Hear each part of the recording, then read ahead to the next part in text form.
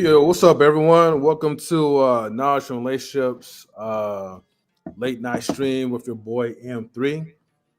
So tonight, man, this was just like a spur of the moment type of thing. So I'm not really planning to do much for tonight, but to just do like a good little stream with you guys. Shout outs to Frosty, man. Salutes to you, Frosty. Thank you. Happy everything, basically happy holidays to you. And he says M3 with the dreads.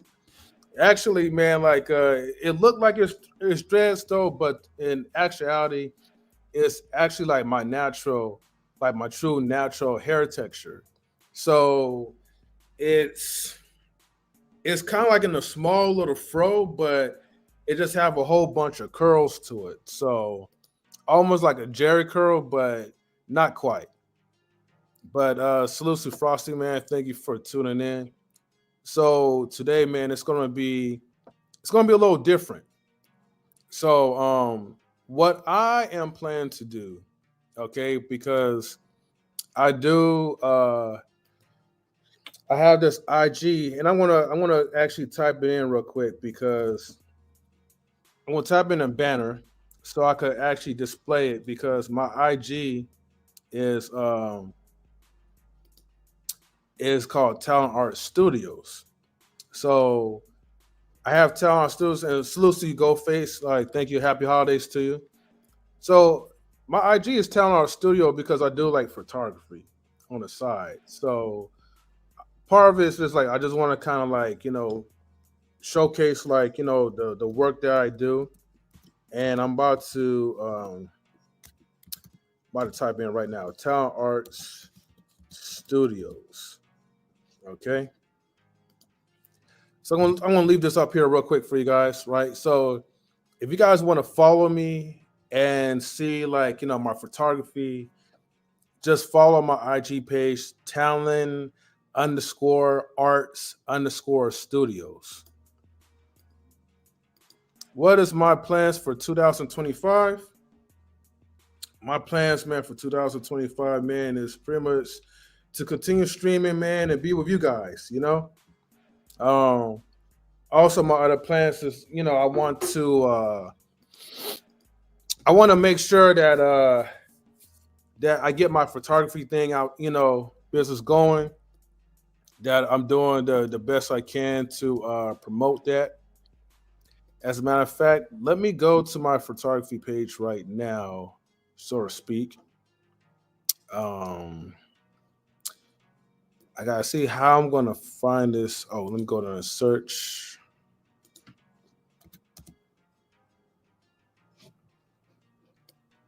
And then I'm gonna do like a screen share.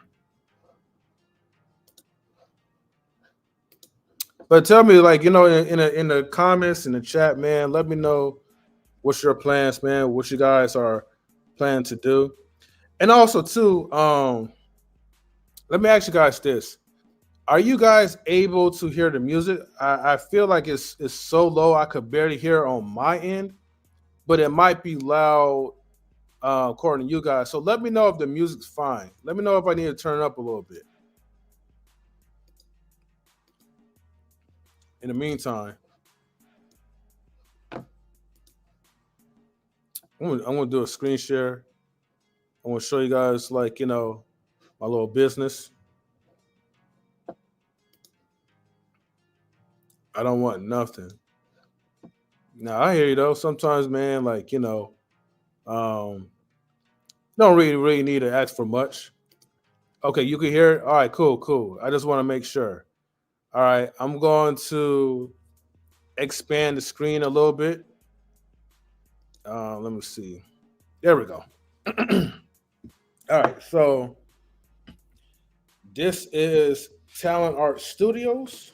Okay, so this is my IG website where I really post like my photography. Um, of course, take a bunch of pictures, and what I do, like I try to, I I take raw photos, edit it to a JPEG. So I just want to just show you guys like a little teaser of my work.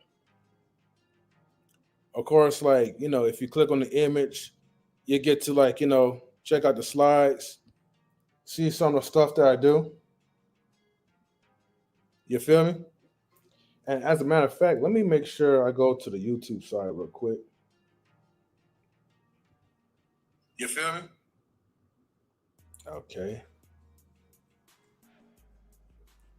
Oh. That way I could be able to see you guys in chat at the same time. So I got two phones going on. Perfectly imperfect. Let's see. Salutes to you, my guy. Salutes. Thank you guys, man, for tuning in. Make sure you guys get the likes up as well too. Right now, man, I'm just having fun right now. Um, yeah, I'm for most, man, I'm just gonna be like, like chilling at home, man, until like the New Year's, and everything else, man, I'll probably do afterwards. But I don't feel like driving and I don't feel like going anywhere pretty much. But if I decide to leave like on a short notice, then I might travel a little bit, but I just want to make sure I just drive safe because right now people are drinking. Got a lot of drunk drivers out there. So you gotta be careful. Okay. This is also my business card as well. Like I said, I'm just showing you guys like my little site or whatever. So I pretty much like do it all, you know. Anyways, all right, and thank you. Perfectly imperfect. Wishing me the best New Year's. Hey man, happy New Year's to you as well too. Now I'm gonna get creative, okay? So let me go ahead. I'm gonna put this away. If you guys want to follow me on my IG, talent_arts_studios. If you want to check out more of my photography, because I try to, when I take pictures and I edit, I try to post most of my stuff on my site. So, again, for the people who are just now tuning in, Wally, salute, man. Happy New Year's to you as well, my brother. Um, Let me go ahead and I'm gonna post my site one more time.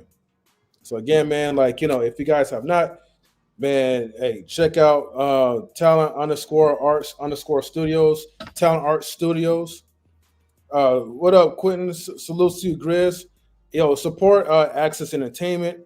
Definitely get the likes up as well too, guys. Please make sure you get the likes up because we want to make sure that we have like enough like likes so we could get the algorithm going on.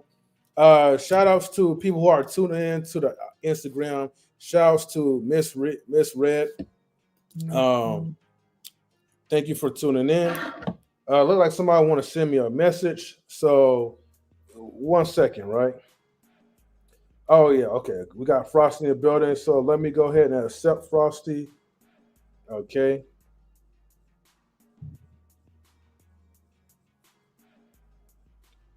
Salute to you, Frosty. Thank you, man, for tuning into the Talent Arts page. I'm going to definitely follow you back too as well too because you are the homie, man. So thank you.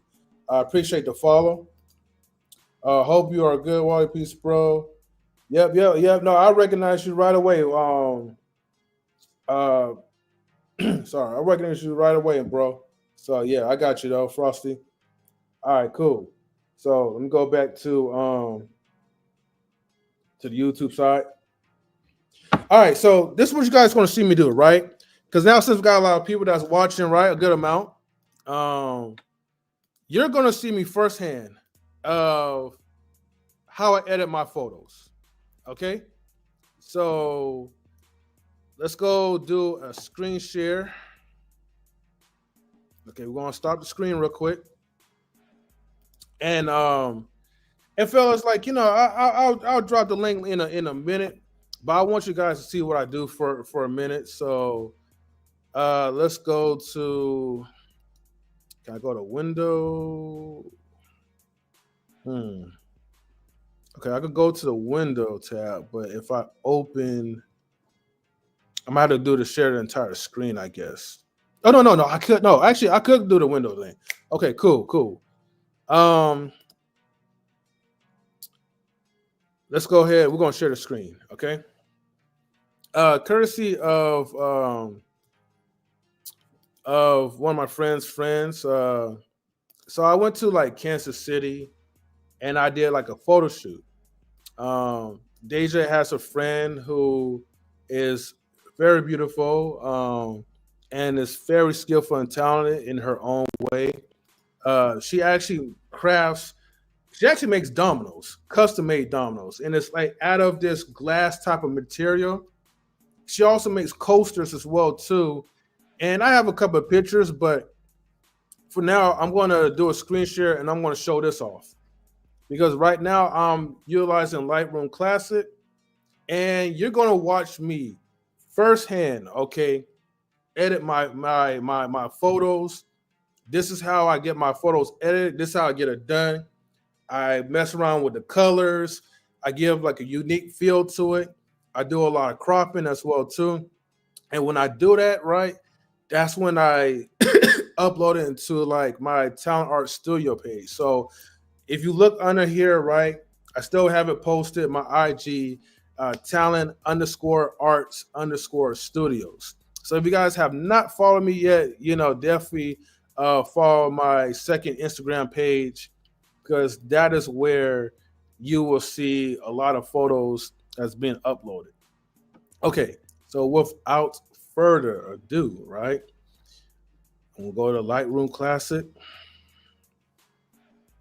We are going to expand. All right, let's see. How do we? I want this to be a full screen, so let me see what I could do. Okay, entire screen. All right. Let's see how this is going to look. Okay, so let me see the page. Let's see, Frosty, you saying the second page? Oh, because that yeah. So Talent Art Studio is my second page because the first page where I usually share my YouTube channel is Oakland underscore artist 84. All right. So now since we're on this side, actually, let me minimize it real quick. I'm sorry. I want that to because I want you guys to be able to see certain corners. So let me see if this is gonna look well. All right. Okay, cool. Either way, it's gonna be fine. All right. Thank you everybody for tuning in. All right, so this is what I'm gonna do. You see me, you see this mouse moving around? Hope you guys could see this. Let me know if you guys can see the mouse. All right. Now, usually, okay. Now in this setting, right, where this is like this shot's being taken at night. And I'm not really for sure. I don't think I used a I believe I used flash photography on this one. It has to be flash. Because I remember because usually flash delivers like really good light. Especially for my camera. So this was like a flash photography. And usually I don't like using flash as much because I like to kind of get the real deal. But sometimes, like when the room is a little dark, you want to brighten things up. That's when you probably gonna have to use your flash. All right. So let's say, for instance, all right, we're going to just zoom in on the subject. Now, see what she's holding. She's holding her custom made dominoes, and it's made out of pure glass. But I want to teach you guys something. Now, I don't know if you guys could really see it well, like on the screen, but notice like when you go up close, there's a little bit of fuzziness around the background. See the fuzzy area is called noise. Okay, and what noise is basically when you have how should I say this? Usually, it's like when you have a lack of light going into the sensors of your camera, and you're trying to take a photo, especially when it's low light. That's when like the noise like really like kicks in and gets fuzzy. Gas mask salute. Thank you for tuning in, brother. I appreciate you for tuning in, sir. So thank you. Happy New Year's to you guys. So right now, man, this is like a chill live stream, but you're gonna see me do my work in action. So I'm just kind of zooming in because I want to show you guys, like, okay, this is how, like, everything is looking. When you kind of zoom in, you're gonna see a little bit of noise right here, but all that is actually gonna go away with the power of Lightroom. So I'm just kind of putting that out there. So Lightroom's definitely good too. B-Eazy Dat Dude. I see you on the Instagram chat. Salutes to you, my brother. Hopefully you can hop into the YouTube side. And actually, B-Eazy, I want to actually going to send a link to you real quick because B-Eazy is a good photographer as well. And let me send this real quick. Send this invitation.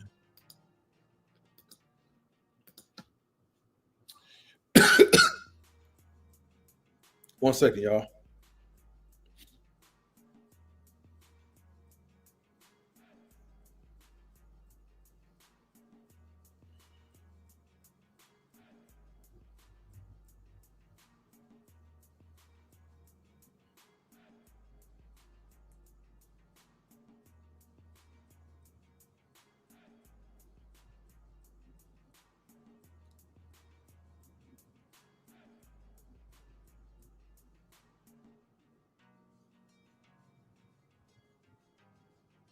Okay.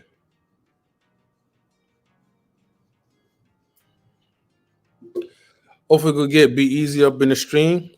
But if not, it's all good. Anyways, though, let me go back to what I was doing. All right, so we're going to Lightroom Classic. As you can see, there's like noise all around, so we're going to fix that, and then we're also going to brighten the image as well too. So, um, oops. All right, so let's go ahead. Hope you guys will be having fun, and if you guys like your Instagram photography, man, let me know. Okay. All right, so first things first, right? We got the HDR, which is high dynamic range. I like to kind of play around with it a little bit because I do like some of the colors like to like pop. I'm going to show you a little bit if you guys could see it. So we're going to zoom in. We're going to zoom on to the lights real quick. I want you guys to notice the light up here. When I click high dynamic range, it does something with the color of the light around. So I like how it's making that light pop. So I'm going to click high dynamic range. I don't know. To me, it kind of gives like a special feel. All right. Now, I want to brighten my image. So I'm going to start by going with the exposure first.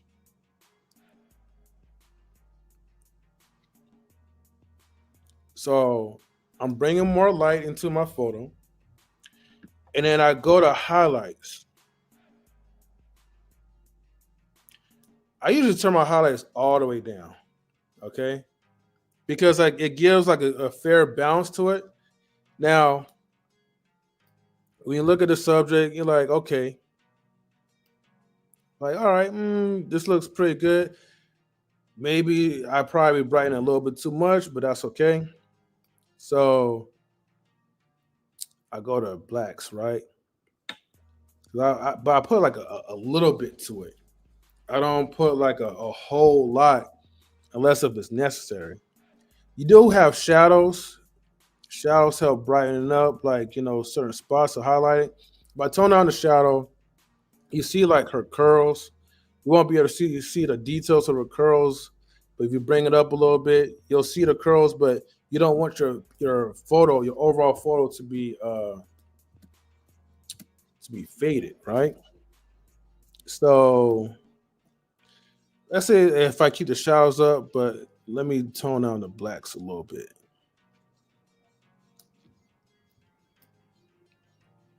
All right, I want to tone down the shadows.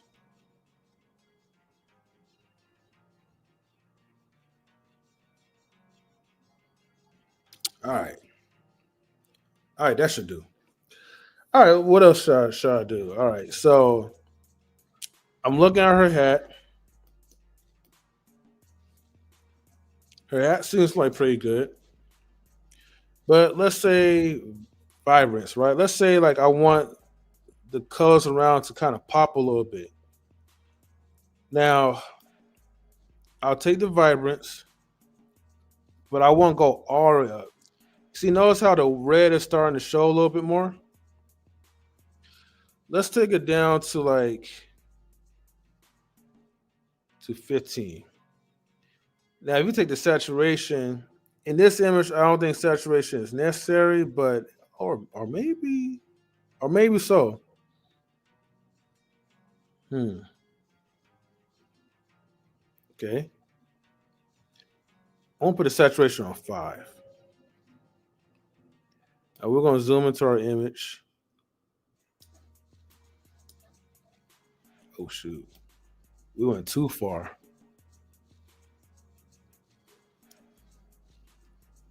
Okay. So I'm liking how it's looking so far. The skin is bright. You're seeing like detail going on. Okay. But we're not done yet. All right. Now, overall, I'm just looking around, making sure like, okay, if there's anything that I need to tweak up. All right, cool. So now we go to sharpening. Now I like to kind of sharpen my images, but the cool part about like Lightroom, it seemed like it kind of got everything automated a little bit, but I'm gonna just tone up the sharpness just a little bit because we're gonna hit the noise feature. So I want this to be up to 60. So it don't have to be too sharp, but just enough to see some type of detail. All right.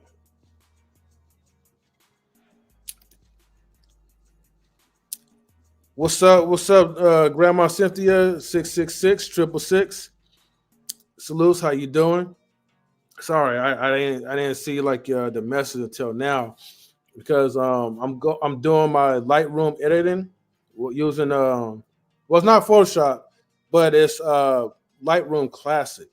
So I'm doing Lightroom Classic to like editing my images. So unfortunately, I have to kind of back out from the window in order for me to do my edits, and then I had to go back in to check out the chat. I can only see the chat like from the YouTube side, but but it's all good. I can always go back periodically though. But salutes to you. Happy everything.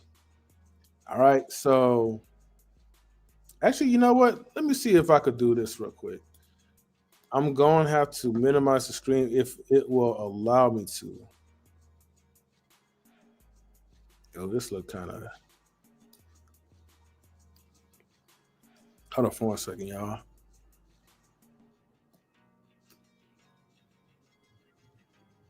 Okay.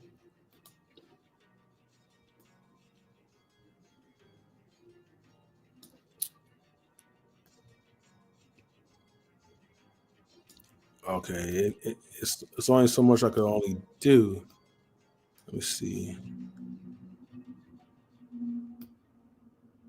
Okay. All right. That should be fine. Okay.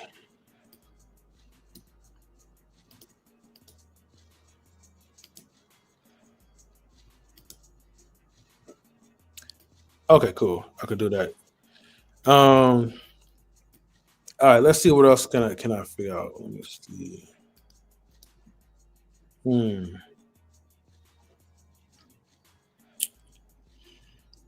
All right. So I'm looking at my subject closely, trying to see what else I could do before I do my D noise. All right. So for the ones that's coming in, right, that's tuning in, when you zoom up close, if you notice like all this fuzziness that's going on, that is noise. And noise usually happens like when, see, back then people will say like the noise happens when you have a higher ISO. I don't know if you guys could see this pretty well, but my ISO is like at 640. But it's not, ISO doesn't really, ISO give you like pretty much like the balance of light, artificial light, but the true light really comes in when you could lower your f-stop, which is my minimum f-stop is 2.8. Well, actually it's 2.0, but when I zoom in, it kind of tends to go up. So let's just say my minimum is from 2.8 to 2.0. Okay. The lower your f-stop, the more, and it's like depth of field and stuff, but to make it simple, the more light that you'll be able to penetrate into your camera. Okay, same thing for your shutter speed. Your shutter speed could be like, my shutter speed right now is 1/100. And shutter speed is basically it's controlling the speed of your shutter. So when you're taking pictures, and let's say there's fast movement that's going on, the higher the shutter speed, the more accurate, the faster it could take that picture without like motion blur. However, when you raise up the shutter speed, um, your pictures become dark. And if it gets too dark, or if there's not enough light that's going into your camera, then that's where that noise creates. That's where you have that fuzziness. So, but the good thing is about with Lightroom, I mean Lightroom Classic. I think Photoshop probably have a denoise feature as well too. So you go to your noise reduction. Now you have to rely on AI to do this part, and actually AI does work best on this one.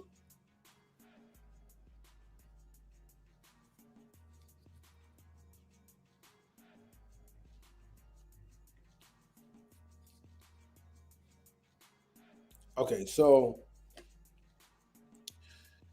right now you can't, from what you're looking at right now, you can't really see the pop-up menu, but what I'm looking at right now, okay, it's showing me like an enhanced preview and says the estimate time for it to create the enhancement will take to an estimate of 4 minutes. It's usually a little bit faster than that, but let's go ahead. I'm gonna go to enhance. Okay. Now when you look up to your upper left side of the screen, you'll notice that you'll see this bar where it says creating DNG. So it's creating like a different format, but it's using the noise feature. And it's gonna separate, so it's gonna create like a duplicate under a different file. So the DNG will no longer be a raw file, raw format, but it will be in a different format, almost similar to like JPEG, if that makes sense. So once that gets created, then I could start like adding like maybe a luminance, maybe adding some other features. But for now, I just want to make sure I get the denoise feature out the way, because once you start to apply your denoise feature, now the stuff that you see that was fuzzy up close, it's going to be evenly smoothed out.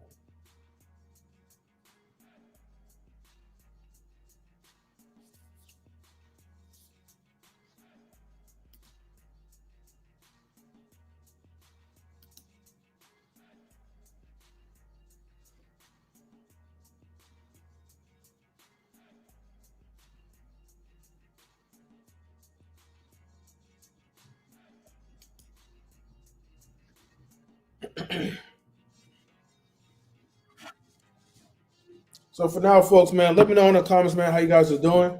Hope you guys are having a good one.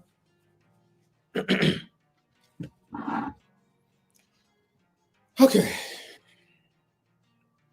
All right, so everything's complete. So now I want to show you guys something.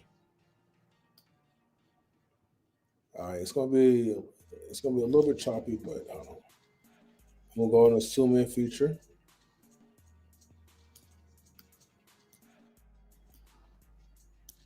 Oh, yeah. So once you kind of add that denoise, like the only issue would be like kind of like the frame rate, like when you're like zooming in and zooming out, it will get a little bit choppy. All right, so as you can see where it was fuzzy at one point, now you can see more detail and less noise zoomed in. Okay,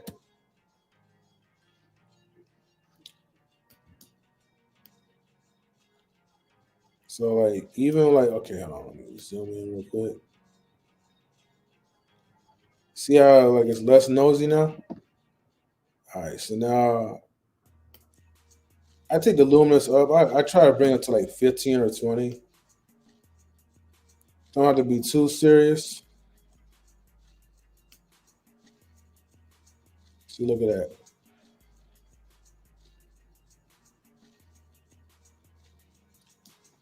This is how you bring your detail out. Okay. All right. So now what's next? All right. So now normally, in my opinion, I'm like, look, um, this photo's simple. Is looking nice already. I'm enjoying the colors, but I know there's more I could probably do. Okay. So let's go ahead and try to get creative. All right. So um,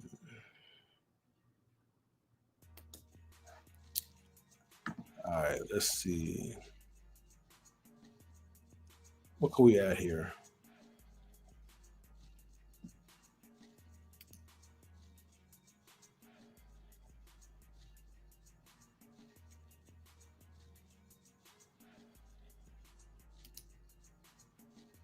Hmm.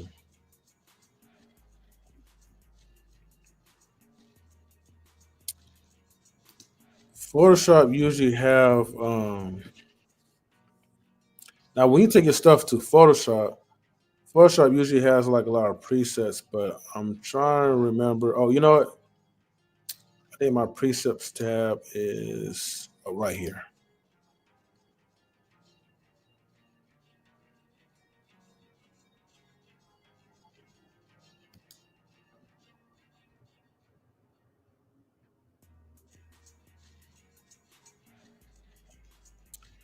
It takes a while for it to load up, but we're gonna just click on it real quick.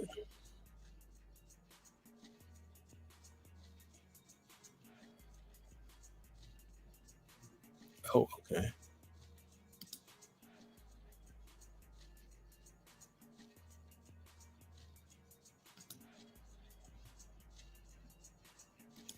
Oh, let's take this back.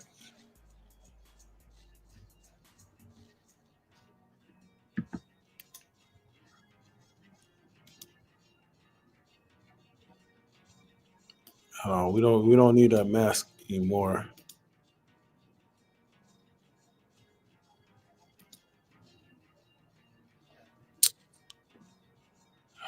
All right, hold on for a second.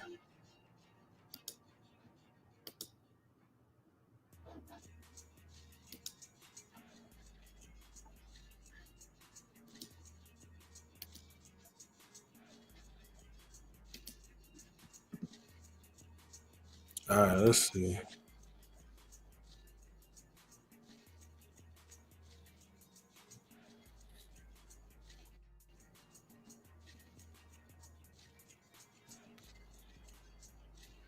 So yeah, this is kind of where like things kind of slow down a little bit because loading the presets,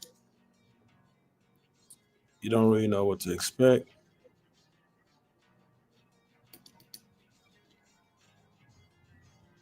and it seems like it's not working. Hold on.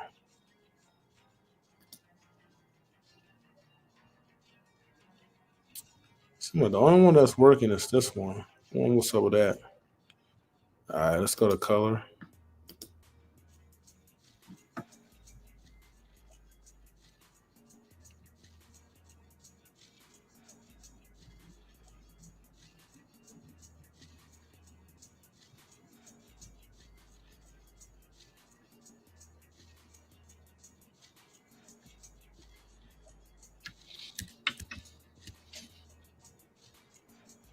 Mm, come on. So that's why like people they charge like a lot when it comes like editing because it photography is pretty fun, but when you're doing the editing part, it takes a minute. I ain't gonna lie to you.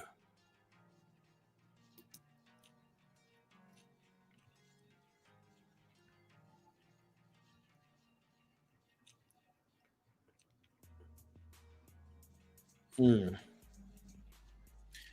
What you guys think about like maybe a black and white one?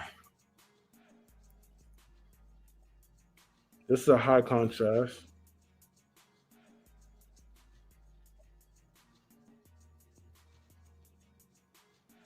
Ooh,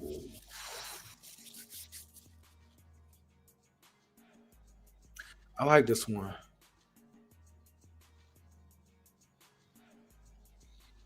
I don't know. For some reason, I really like this. Hmm. Add to my favorites. Yes, I want to add that to the favorites. It's something about this black and white image. Like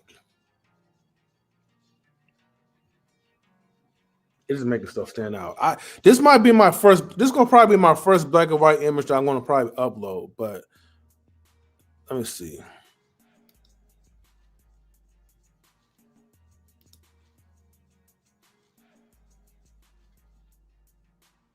All right, we got hold on. We got a special esteemed guest up in the building. Got B-Eazy Dat Dude. What up, B-Eazy? Hey, what's good? Could you hear me, bro? Yeah, I can hear you well, man.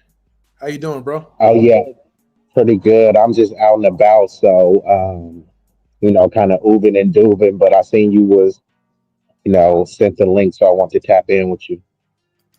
Oh yeah, yeah. Because like you're also another king, man, when it comes to the photography and the videography game, man. So I'm just having like a chill late night live stream, man, for the new year, and I'm actually pretty much showing people, man, this is what it looks like, man, when you're editing like your work. See, a lot of people think that photography is easy and getting a cuss in will take like seconds or whatever, but they don't understand like the work that you got to put into. So I'm just pretty much showing people like the insides and the outs. Yeah, so actually, even photographers and technically like videographer Mhm. or more professionally called a cinematographer, those are actually relatively new terms because it was very basic. Technically, you were considered the camera guy. So if I gave you the camera, your focus was to just operate on the camera and you would have a specific role. Here, operate the camera and only do photos. Here, operate the camera, but you're only going to be filming. So that means you're not focused on sound, you're not focused on lighting, you're not focused on anything else. Now, as a photographer, a videographer, you got to be like a one man band. Yes, you can have a crew, and I advise you to link with people that have like minds, like skilled and top level equipment as well. But yeah, the cameraman in the past wasn't worried about the lighting because there was someone for lighting. Whenever just watch any movie, any random movie, and then watch the credits. Outside of the actors and the extras, it's gonna be like a director of sound, an executive director of sound. There's going to be a lighting manager. They got people that just get people coffee, right? So while I'm, oh Mhm. damn, I need a coffee, but I don't want to get the coffee myself. You have a team just to bring coffees. You have a team that just makes food. You know what I mean? But now you have to do that shit all yourself, right? You got to Right. make sure that you ate. You got to make sure that you had the coffee. Plus, you got to make sure your lighting is right. Plus, you got to make sure your sound is right. So you know what I mean? Not to say that it's impossible because we have technologically advanced, but what I'm just saying is it distorts what the essence of what it used to be, right? It's like me. playing point guard, and then I'm as simultaneously telling me also play the shooting guard and the power forward. Yeah, you could do it, but like right now, I need to focus on being the best point guard that I could be. But then I'm going back and forth between being a point guard, a shooting guard. You know what I mean? So that's kind of how it is too. You know, when you're shooting, oh damn, hold on, I got to keep adjusting the light to make sure that it's right. Not that you can't do it, but ideally you have someone adjusting the light for you. Even a lot of these tutorial videos, what do you see? Someone holding the light for them. You know what I mean? Like certain shots, you could only get with by like having a crazy rig or someone helping you. So I just want to put that context in it. Like a lot of people, it is easier in a sense because a lot of the equipment is better and the AI and the equipment is better, but overall the responsibilities are greater, so you have to do more, um as one person. Even before, photographers didn't always edit their stuff either, you know what I mean? Like they were capable of editing it, but typically they had someone editing it for them. So got to take all of those into account because man, bro, I'm shooting games. I'm doing the lighting, the video. Cats like, did you get this photo? I'm like, bro, I was filming. You feel me? Like, Yeah, I remember. speak on it.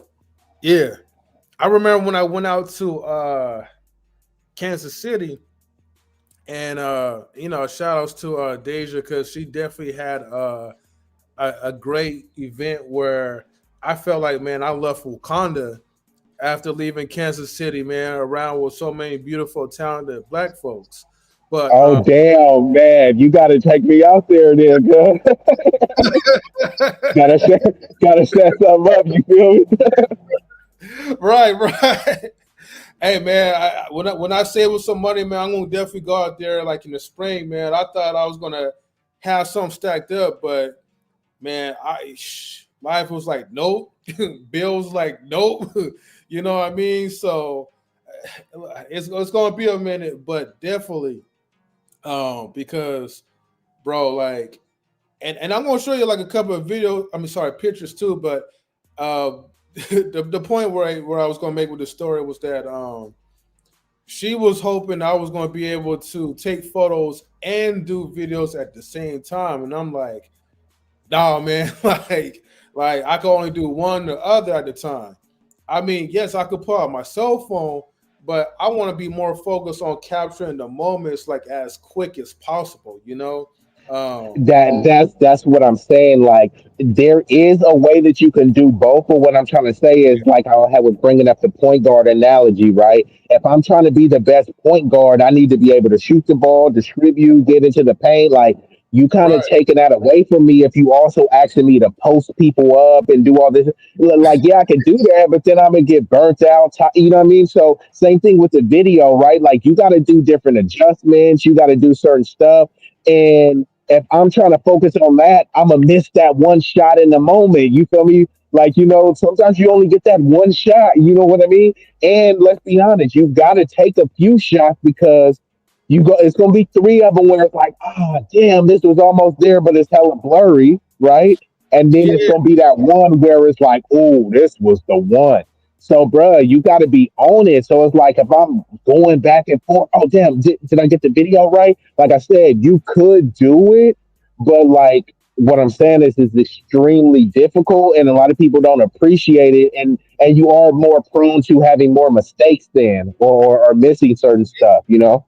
yeah, because see, the thing is, they don't really understand, right? So it's like, I mean, look, I mean, pun, incoming. I know I could easily rig it by adding like my cell phone on top of my camera and then letting that play through. But here's the thing, right? If I want to be more focused on getting the shot in, right, you may not going to get like a quality type of video that you're expecting. Same thing, like okay, and now I have to switch over the mindset now being in videography mode. I can start my camera that's ready, but if you really want to get like capture that perfect moment, that 61 megabits, of a footage, where like you could really Hey, if you want appreciate. that full megapixel, right? You want the full experience, right? Like that's what I'm trying to say. Like I look, like do you want the full entree? You know where it's cooked the right way, or do you want it like kind of just hot off the grill? I'm like, it would have been a bit better if you would have just let me cook, and that's what I'm saying. Like sometimes people be wanting you to here, take it off the grill real quick and put this on. You know what I mean? Like, nah, let me cook this the right way. You feel me? Let me fully cook this steak. Don't try to tell me to add a baked potato and some chicken after. Let me just cook this steak to perfection. You know what I mean? And that's kind of like what it is. Like I said, there is a way you could do it, but your focus is divided. And mind you, you still have to make sure that the lighting is good. The lighting changes, people are moving. Plus, not only that, you got to make sure your shutter and your aperture is okay in an event because somebody might look good and okay, cool, but now she just moved. So now her hand is hella blurry. Like, come on, like, but if I'm looking at the video all you know what I mean? Like, trying to go back and forth, like, I could have adjusted it and got a better shot. So it's just more difficult. That's why, like I said, it is better to have like some sort of crew if you want that extreme quality. Whereas like M3, you got all the photos, I got all the video. Because that's what I said when I'm shooting the games. They like, oh, did you get a photo of me recovering that FOMO? I was like, no, I filmed you, but like I didn't get a photo, bro. I was recording a video, and they're like, oh, like I'm like, bro, sorry, like you know what I mean, like. Okay, I'm only one person. Right. It's only so much you could do. You know what I mean? So, wait. On a side note, I think I like this warm contrast type of image, right, for this person. So I'm just going to just raise it up just a little notch. Yeah, So from what I'm saying, the skin tone is glowing. Maybe it's Maybelline, like you know, the skin is on point. I like the contrast too. It's not like too overexposed, and then just from what I'm saying, obviously I can't see it as clear as you, but also you know, you got to have that proper lighting so it's not a lot of noise too. Because sometimes, you know, you take that photo, then you mhm. put it in. I'm like, what the hell? Like, so for the average Joe, they'll be like, oh my God. But like, as a photographer, I'm like, man, this is kind of a crappy photo. Now with all of the editing software and things, you can jazz it up and just clear all of that up. But some of them you can still tell. That's why you want to get the conditions set so that when you edit it, it just takes it to your another level. You like, damn, did I really take this? You know what I mean? But sometimes people take not great photos and they try to do so much in post editing. But you know, once develop that eagle eye, you could tell, right? So if you get that shot as good as it possibly can, once you are able to edit it, some of those photos are like just kind of just damn near flawless. You know what I mean? You'll be looking for something that's wrong with it, but I'm like, nah, I mean everything looks good. Like lighting is good, no blemishes, right balance, right skin tones, you know what I mean? And now with all of the Lightroom and stuff, you can add different filters, you can take the exposure down, you can up the contrast, the saturation, the sharpness, but like I said, it's all about the first shot that you get. Because no matter what the editing software, if it's a blurry photo or it's not a good initial one, it's not really nothing that you could do to. It's almost like if the steak is completely burnt, and then you're like, oh, I'm gonna just add some little barbecue sauce and a little bit of onions, and like, yeah, it's still edible, but it's like, you know what I mean? Yeah, It ain't what it's supposed to be. You know what I mean? yeah. Let me answer Uncle Fed's question. He says y'all can always pull a still shot out of a photo with a question mark. Well, on your cell phone, you have that capability.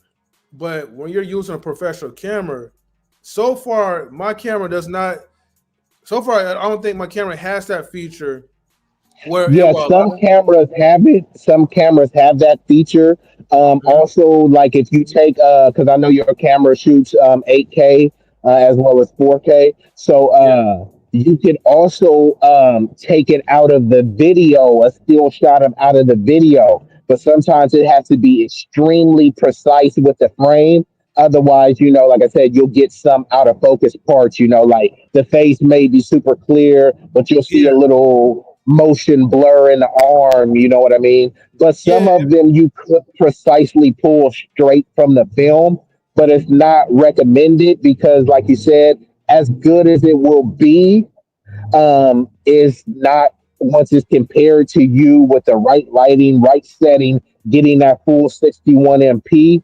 You know, it's not really going to be up to par. But they do have these programs, and the video quality is so high that they have these programs that you won't be able to tell. If you're ill with the post editing. So that's kind of the game changer as well. yeah. And I'm definitely good. Like as far as like, try, and and there's also AI like software. Whereas like you rip it from the video and you get like a still image, and but the quality you may get like a 5 megapixels heavily reduced from a 61 megapixel. But if you go to like apps like Pixelmator or Photoshop, not Photoshop, Photomator. Well, this is for people who has like a Apple computer, but you could probably still get away with it with Photoshop. There's a good chance that you could probably try to increase it a little bit.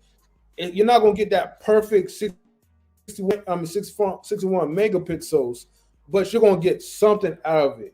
And again, and even Yeah, if and that's what I was saying. You'll get a high quality, and the 61 megapixels is just an amazing feature. But you don't necessarily need 61 megapixels because the what's reported outside of a super high level cinematic camera, the best camera for video right now is the uh, well, I'll say the best affordable one, which depending on who you ask is if it's affordable, it's between like 27 to 3500 right now. But that one is good, but that one is only 12 MP. But the video is crazy.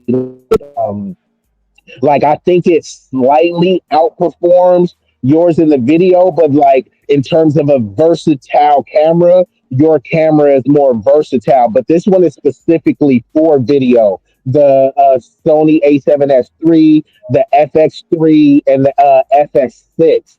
Those are specifically for video, and they're really, really good in low light. So if you bump the ISO up on those when it's really dark, it won't. It won't be grainy and super noisy with the footage. So that's the thing. But also it's on the knowledge of the person behind the camera, because people Mhm. could get people could get similar or better footage with your camera. I'm just saying this camera is specifically for that. But the one that really just does it all is like the Sony, I think it's the AL1, but you looking at like 6500 for that. You know what I mean? It's Oh, like, and that one is crazy, bro. You know what I mean? In terms of video and photo, it's like 50 MP. It's man, it's on another level. Also, the Sony, any of the A9 series, but right now the most recent one is the A9 III. So if you got one of the A9 threes or the AL1, or the one that you got, those are the best ones out right now. And then after that, I would say the Sony A7S III. And that, like I said, the Sony A7S III is only 12 megapixels, but 12 megapixels is a lot when you get the conditions right. You know what I mean? But you do have to have the conditions right because 12 versus 61, you know what I mean? That's a stark contrast. However, they both have their advantages. So yeah, those are the top four that I would say, that Sony AL1, Sony A9 III, the one that you got, the R5, and the Sony A7S III. Those the best of the best. yeah. I mean, for me, like it's all about when it comes down to it, it's all about preference. Because I had like what was it, the Sony? I had the Sony A7 III. A7 III. That was my first camera, and that was a 24 megapixels. So I was, man, that was a good starter camera. Like honestly, bro, like if I had a choice to keep my main camera, like at least like my first camera instead of having to do the trade in. Again, it was a good price like for what I have. Honestly, bro, I would have kept that camera like based off of maybe for travel purposes or whatever, because the camera was great. You know what I mean? No, that camera is fire, bro. Like one of the youngsters that I was helping mentor with, he went and got one of those, and he got the Sony 70 to 200 2.8 zoom lens beast, bro. This dude, I was like, he don't know what the hell he doing. But I was telling him because he was taking some blurry photos. But like I was saying, like right now, you need to just put it on auto, and it's gonna manage the scenes, and it tells you what shutter speed and all this stuff doing. So when you do decide to use manual, you have a sense of what type of shutter speed and aperture you need to play with. But after that, his cameras, his photos came out, and that one is full frame too. So that's another one too. Sometimes the crop sensor ones may be preferred in certain settings, but overall, you do want the ability to shoot full frame, and you will need a backup. You will need a backup camera. You think that you don't, but it's like you kind of will. So Yeah, just in the future, be looking on Facebook Marketplace, be looking on eBay, be looking on Craigslist.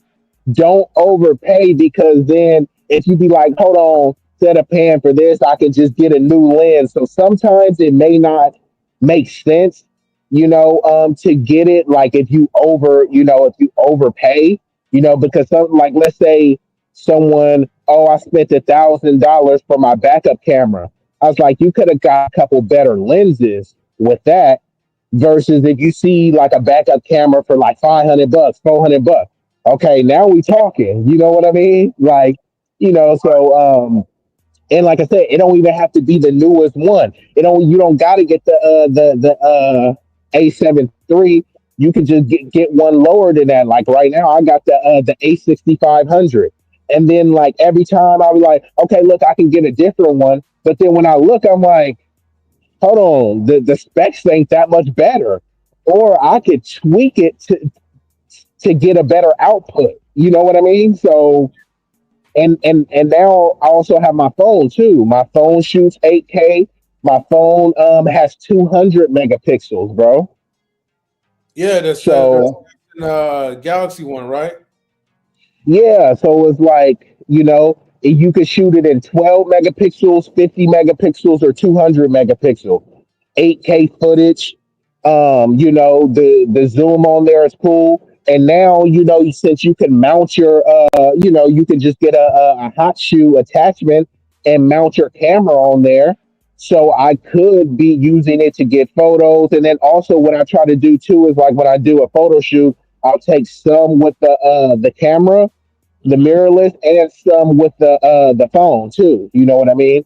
Yeah, Um, because I shoot in RAW. I sometimes I shoot in RAW and JPEG, but it takes up hella files. So you kind of gotta transfer it like right after. You know what I mean? Like, otherwise, I mean, you should have a big storage thing, at least 256 and above. You know what I mean? Aim for 512 if you can. But now they even got terabyte ones. But like usually, if you're around 256, you'll be good. You know what I mean? Like you won't run out because you can just keep transferring it. But yeah, I mean, I didn't mean to cut you off about that, but I just want to say, yeah, that Sony A7 III is a beast, and I'm looking to get another backup camera too. I might. I used to start out with Canon, so I still got some Canon stuff. So I'd be kind of looking for some Canon stuff or even the Nikon ones. But if I get Nikon, I want to get one of the ones from the F mount, because they got a lot of good lenses, hmm but they're like older lenses. You know what I mean? But Yeah, the lens is what hold value, right? So like right now, that I know you got the 335 to 150. In 5 years, that lens is still going to be a beast. You see yeah. what I'm saying? But they're Um, gonna have newer cameras, so the lenses hold more value. So I'll be seeing some of these other bodies. They have cheaper lenses sometimes. So I'm like, damn, I would get this lens, but I don't have this one. So I think I might get one of the cheap old ones and then just kind of stack up on some of the different lenses, but only the focal lengths that I don't already have. You know what I mean? right, right, right. And right now I was thinking about like trying to get like in the future get like a prime lens. Again, like both my lenses like are adjustable lenses, but they have another G Master, right? Where it's a fixed set of like 50 millimeters, excellent for like portrait photography, especially like when you want your subjects up close. You're talking Um, about the 50 to 1.8 or the 1.2? it's the 1.4. That's Oh, the got you. Okay. Yeah, yeah. And I mean there's like a 1.2 as well, but I don't really need to Yeah, go. the one, yeah, the 1.2. Which one was that? The Rockanen, or which one did you see? So it's another Sony G Master lens, right? Um, actually, no, hold on. I got the picture. Let me make sure Yeah, I get. because they be having different versions. They have the G Master version one, and then they'll make another version of the same lens, but add different stuff to it. But yeah, I know they do have the 1.8, which is the SE, and that's a good lens. But yeah, Okay, it's okay, wait, the wait, easy. I think I got it wrong, right? Sorry, it's not a Sony one. It's a Sigma 50 millimeter f 1.4 G DGDN, right? And that's for like your full frame like cameras. Um, yeah, that goes for a price for I think 850, I believe, right now. If I how got much? the somebody told me it costs like 850. Let me look at the price real quick. Okay, yeah, that sounds about right. Okay, okay, hold on. So let me see real quick. That lens is a beast, though.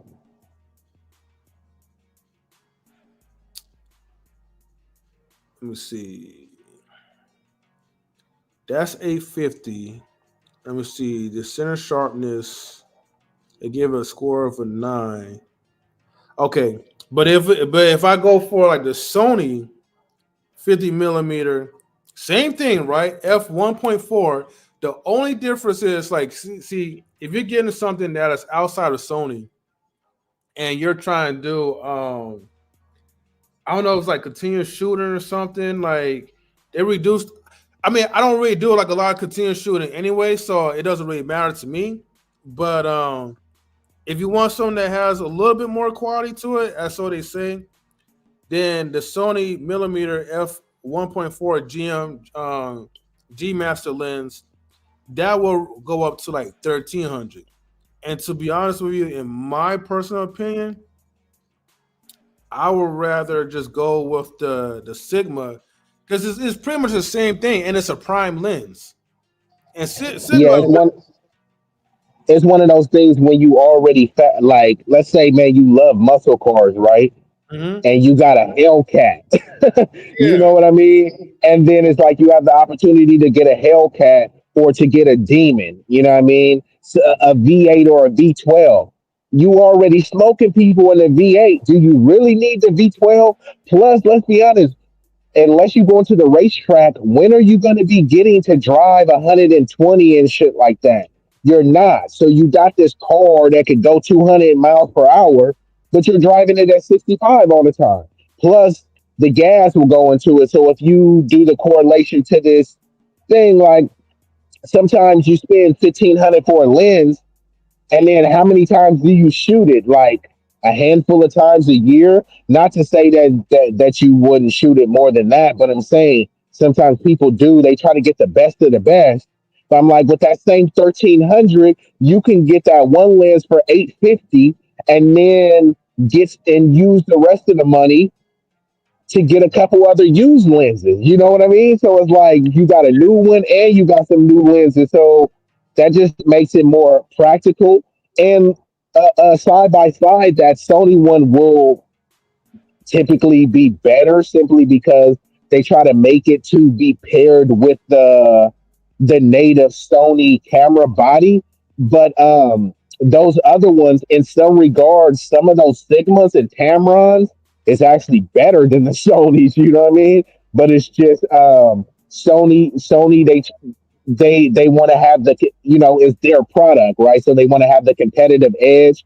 So they always try to do something to try to tweak it to make it not as seamless. You know what I mean? But the Sigma and the Tamrons, yeah, that's kind of those are kind of my go-tos, you know. If I could get the Sony, I would prefer the Sony, right? But like that it'd be too much. Like the extra cost is not justified. I'll tell you that Right. straight up. Like right now, the Sony, I want to get the 70 to the 200 2.8. If you can get that, either the G1 or the G2, those are absolute beast, bro. But you're looking at like 1500 to 2200 when I can get the Tamron 70 to 180 2.8, and I can get that between like 800 to 900.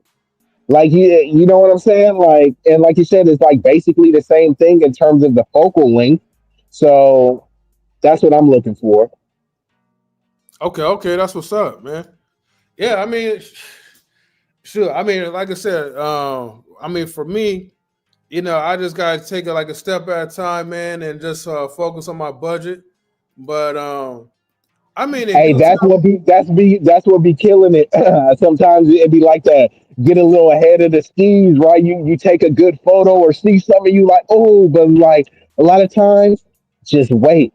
You know, it'd be better to wait because, like I said, that lens that you got in 5 years is still gonna be good. So a lot of these good lenses that's hella good, they're going to keep coming out with new ones, which means they have to lower the other ones. They may not lower it by much, and sometimes they will lower it by much. But look on also B&H, Adorama, and KEH, and then I know you go to Mike's Camera and stuff.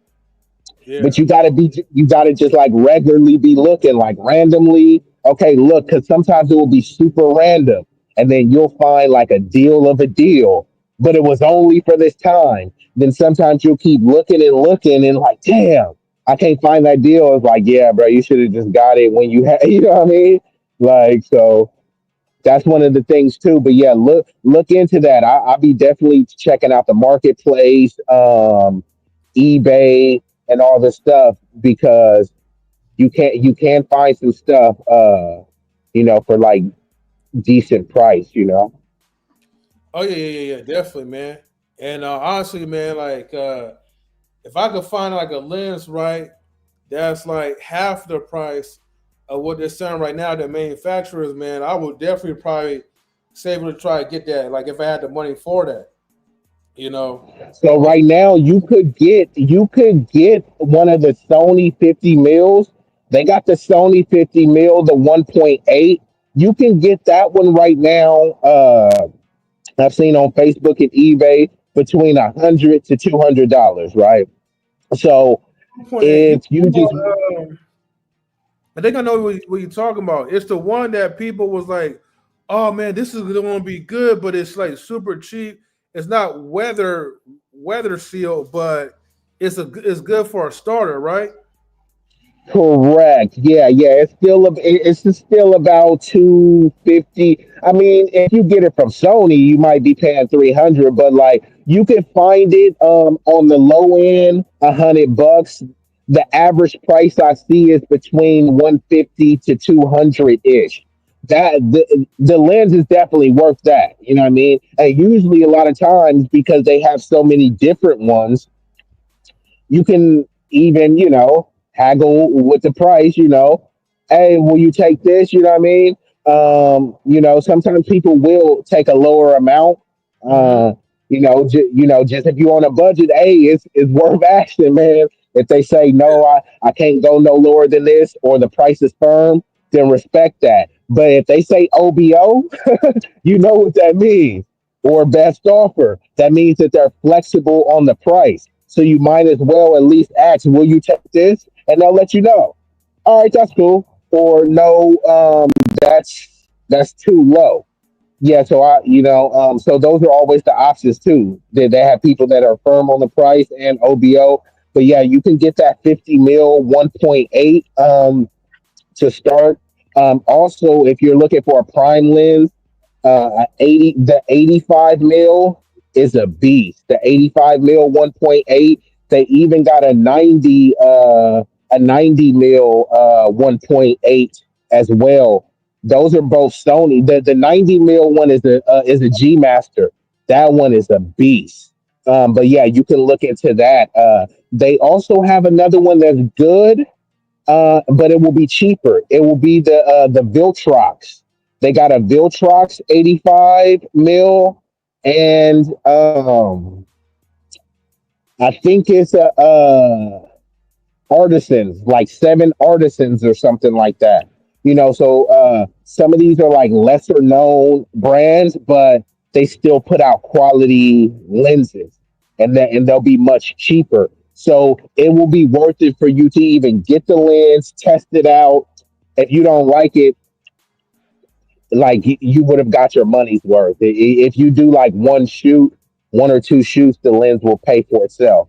Like I said, if you look for some of these lesser lenses, like so, let's say the Sony lens is going for 200, and they got another lens that's similar off top. If the Sony lens is going for 200, you could automatically offer or negotiate lower. You know what I mean? It's just because Sony is always gonna command the highest price. You know what I mean? It's like if somebody is selling Jordans for Mm-hmm. 100, and then somebody got some Adidas for 100. I'm like, come on, bro. Like let's keep it real, bro. Like people will be like, I'll pay 100 for Jordans, but and Adidas make good shoes. But let's be honest, bro. Nobody is really trying to pay like 100 for no Adidas, bro.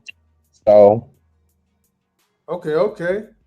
All right. Let so me check. what outside of the 50 mil, what other focal lengths were you thinking about getting? Well, according to like a lot of these YouTubers, right? They recommend like doing um the 50 millimeter, right? Because like I guess based off the symmetrics, they're saying like that's where you get the true symmetric features at, from your subject. I know people will be like, okay, Yeah, for portrait. So yeah, so for portrait, the best is like 35 mil, 50 mil, eight, between 75 to 90, because they got different lenses. They got a 75 a mil, a 85 mil, and a 90 mil, and then also the 105, that focal length. But they got a lens that's just a prime lens, a 105 1.4. That one is the beast. That one is good too because you get the black background blur, but you get the full body on the subject, right? The right, 50 mil is good, but it's mainly for like headshots and portraits and stuff. You know what I mean? Is yeah, you get the upper body, but it's not really designed to get like the full. Of course you can tilt the camera to take it vertically, but usually the 85 mil and the 105 mil, that's to get the entire landscape and full body portrait, and that 50 mil is for like the photo that you have on the screen. You know what I yeah. mean? That's the one thing I'm more like. That'll probably be the only reason why I'll get the 50 mil right because out of everything that I do, I like the up close like symmetrics, right? So like taking like an up close like portrait photography because I mean otherwise like look man, I could just use this Tamron from 35 all the way up to like 150 to do my landscapes, to take concerts and stuff, church events. I've been doing this like all with this lens. And of course the G Master, um, the F like 2.8. I mean, yeah, I could adjust it from like 24 where I need. Or if I'm really close, I need to zoom out like out of like a compact environment, and it does go to like like 50. But if to get like a prime, I notice a lot of times I'm always using the 50 anyways, the 50 millimeter when I'm doing like my prime shoot anyway. I'm just doing my shoot my photo shoot. But if I had that like as a prime lens, where I'm just walking around just taking like headshot photos and street photography or whatever of my subjects, um, Yeah, yeah, it's hard to get better than a 50 than that. The 35 would be good. I ain't gonna lie, the 35 would be just as good. They got a 35 1.4, but I would say that 50 mil for the type of photography that you do, you mhm. definitely need a 50.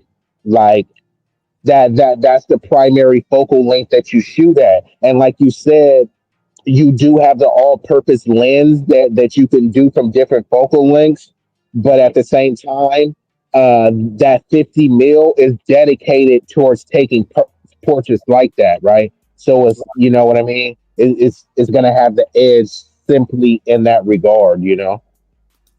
Yeah, yeah, true that. Um, so yeah, when it comes down to it, basically it's like it's just making a decision.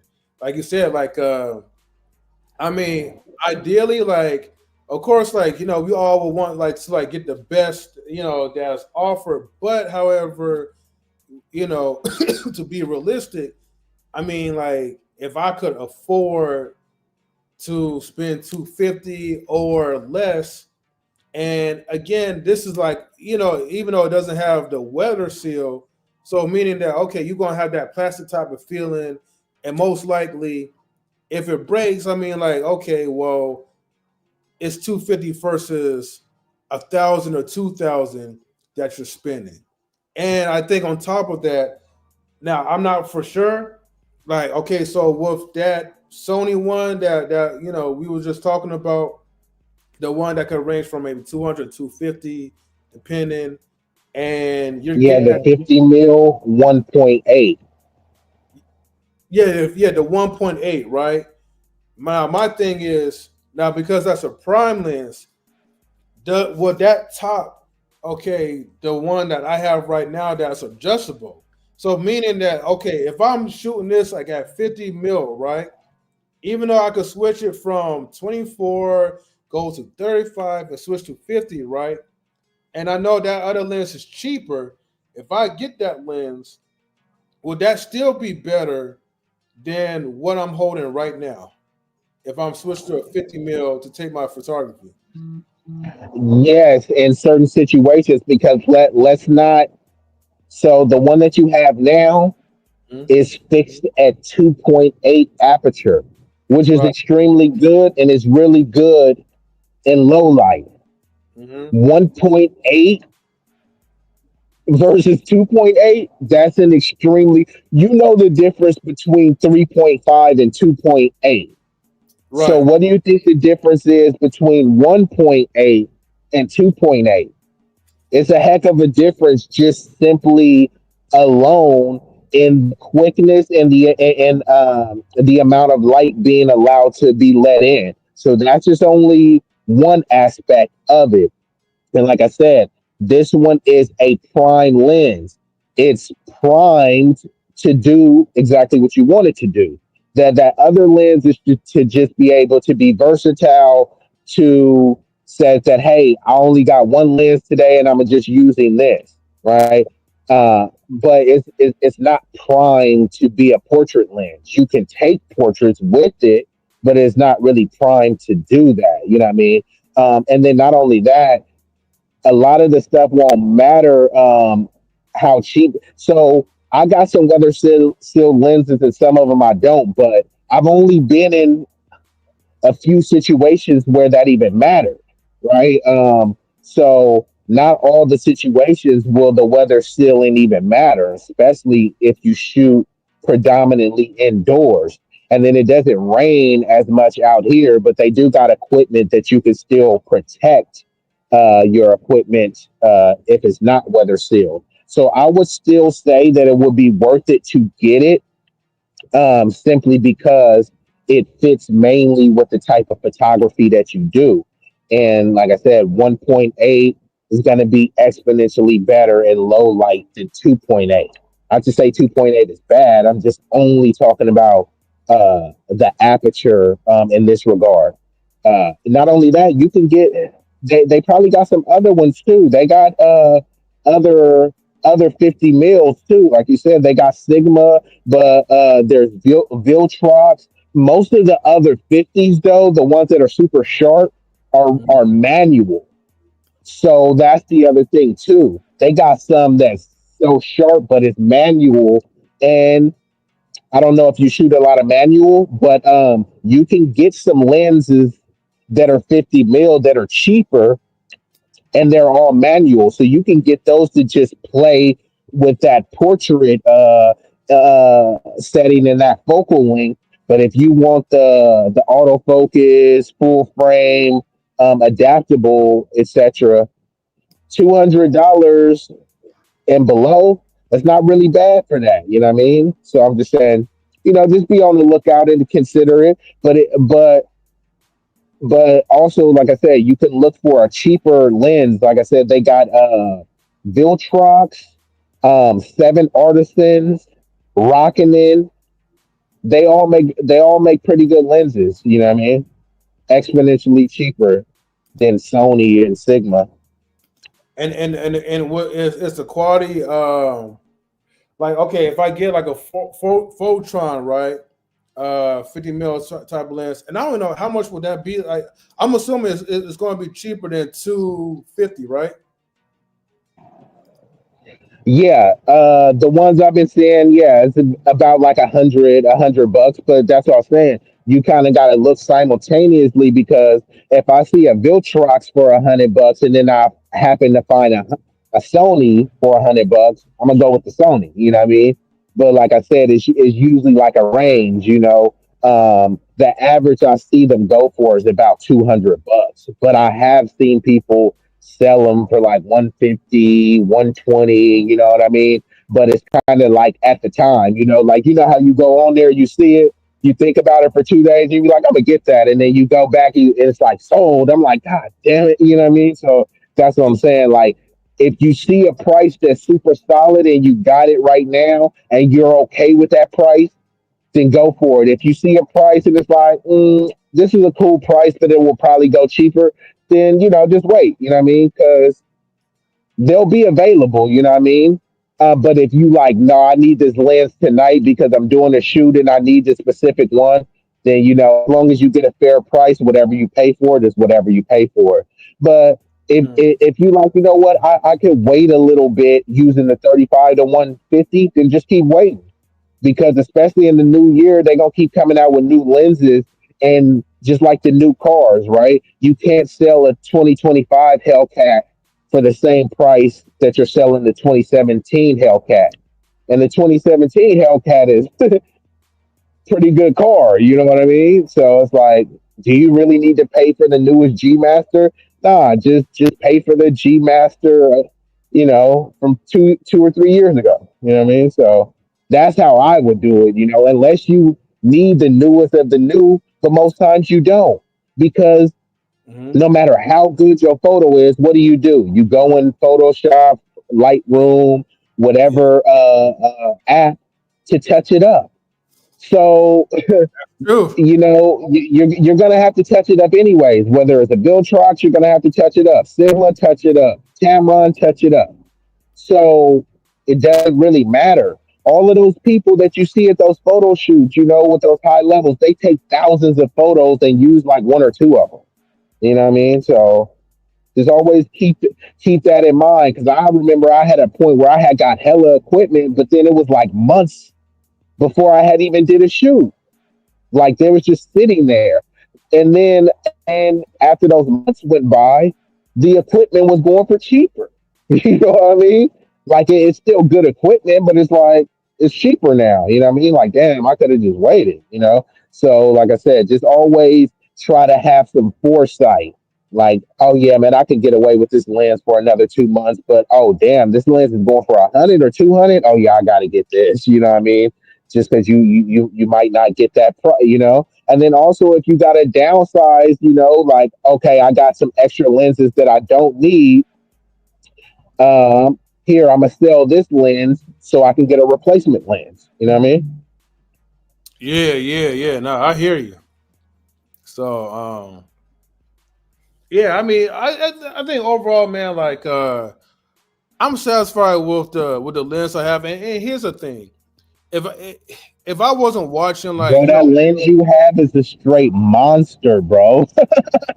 yeah, That's an all-purpose lens. Not to say that that's the only lens that you need, but that's what it's considered. It's an all-purpose lens, bro. You can do so much with it. You got a crazy zoom with it, a fast aperture. I can do portraits with it. I can do sports photography with it. But like I said, some lenses are just designed to do certain things, right? Like they got this 200 to 600 lens, right? You ain't gonna compete with that in no sports photography, right? You know what I mean? Because mhm. it's like it's kind of designed to be zoomed in and do all this stuff. But that one its aperture is like the widest aperture is like a 5.0, right? So it's mainly for like daytime and like super well lit situations because they use it for like bird like bird watching and like sports photography, but like typically in the daytime. But I'm just saying, like, do you really need all that extra zoom in power if you ain't really watching birds? And you know what I mean? So it's all just a matter of what you need. It's always going to be something different out there or something better. But they got this one that I want to get. It's a 60 to 600. It's a Sigma, bro. I want to get that one. That one costs like 1,200. But I do want to get that one. That one got crazy zoom. And I think the max aperture on that is 4.5, which actually I've shot at night with 4.5 football games. It's not that bad, in certain situations. Obviously, is nowhere near competing with a 2.8 aperture. But once you got those crazy zoom lenses, like, you're just gonna have a wider aperture. But look that up, bro. They got a Sigma, a 60 to 600. Crazy, bro. Like, I want to get that one. And how much is that? That one is, I think, from what I've seen, about 1,200 to 2,000. The prices that I've seen, like 1,200 being on the lower end, 2,000 plus being on like the average end. But that one will be crazy. Like I said, 600 is like you could stand at the football field and zoom into like the opposite football field, like just standing there. Versus some of even the other zoom lenses, you're gonna have to get closer. Like 600 is a crazy amount of zoom. Not only that, 60 mil. I mean, that's like portrait lens, so it can go from portrait to up. Now the thing is like it's best to have it in the daytime because it's not like a fixed aperture. Like I said, the aperture is 4.5 up to like 6.3 or something like that. You see what I'm saying? So as you zoom it in, you are losing a bit of the light and stuff. But when you're shooting in daytime, you'll be good. And certain if you're shooting in a basketball gym, you'll be super good. You know what I mean? It's lights everywhere. So it's all on the condition. So you'll be surprised at actually how good that lens is. Look it up though. I really want to get that one. Until I can get that one, I'm looking to get the 70 to 180 mil Tamron that I told you about. If I could, I want to get the 70 to 200 G2 Sony G Master, but I'm not paying like 2,500 for that, bro. No, I feel you, man. And it's like you just have to just play the patient game and just wait until like it goes down on the price. So Yes, sir. Bro, five that's all times I'm better. doing, girl. I can't do it, bro. Because every time I get to, like, let's say I want to spend that for like 2,500 for that, bro. You can get the backup camera you was talking about. You can get the 1.4 and some other used lens. Like I could damn near get like two, three lenses in a cheap backup camera for one lens. Like not just that lens is a monster, bro, but it's like I just can't do it, bro. Like, and I already know it's still gonna be a monster in 2 years, so it's cool. I'll just wait. And if I really need it, I sent you the link, bro. Just rent it. Like, let's say, bro, I really need to impress for this wedding, bro. I'm doing a wedding for this high level star. Then just go to Share Grid, go to borrow lenses, and they got a couple other sites. Rent the lens, bro. Rent it for like 2 days, right?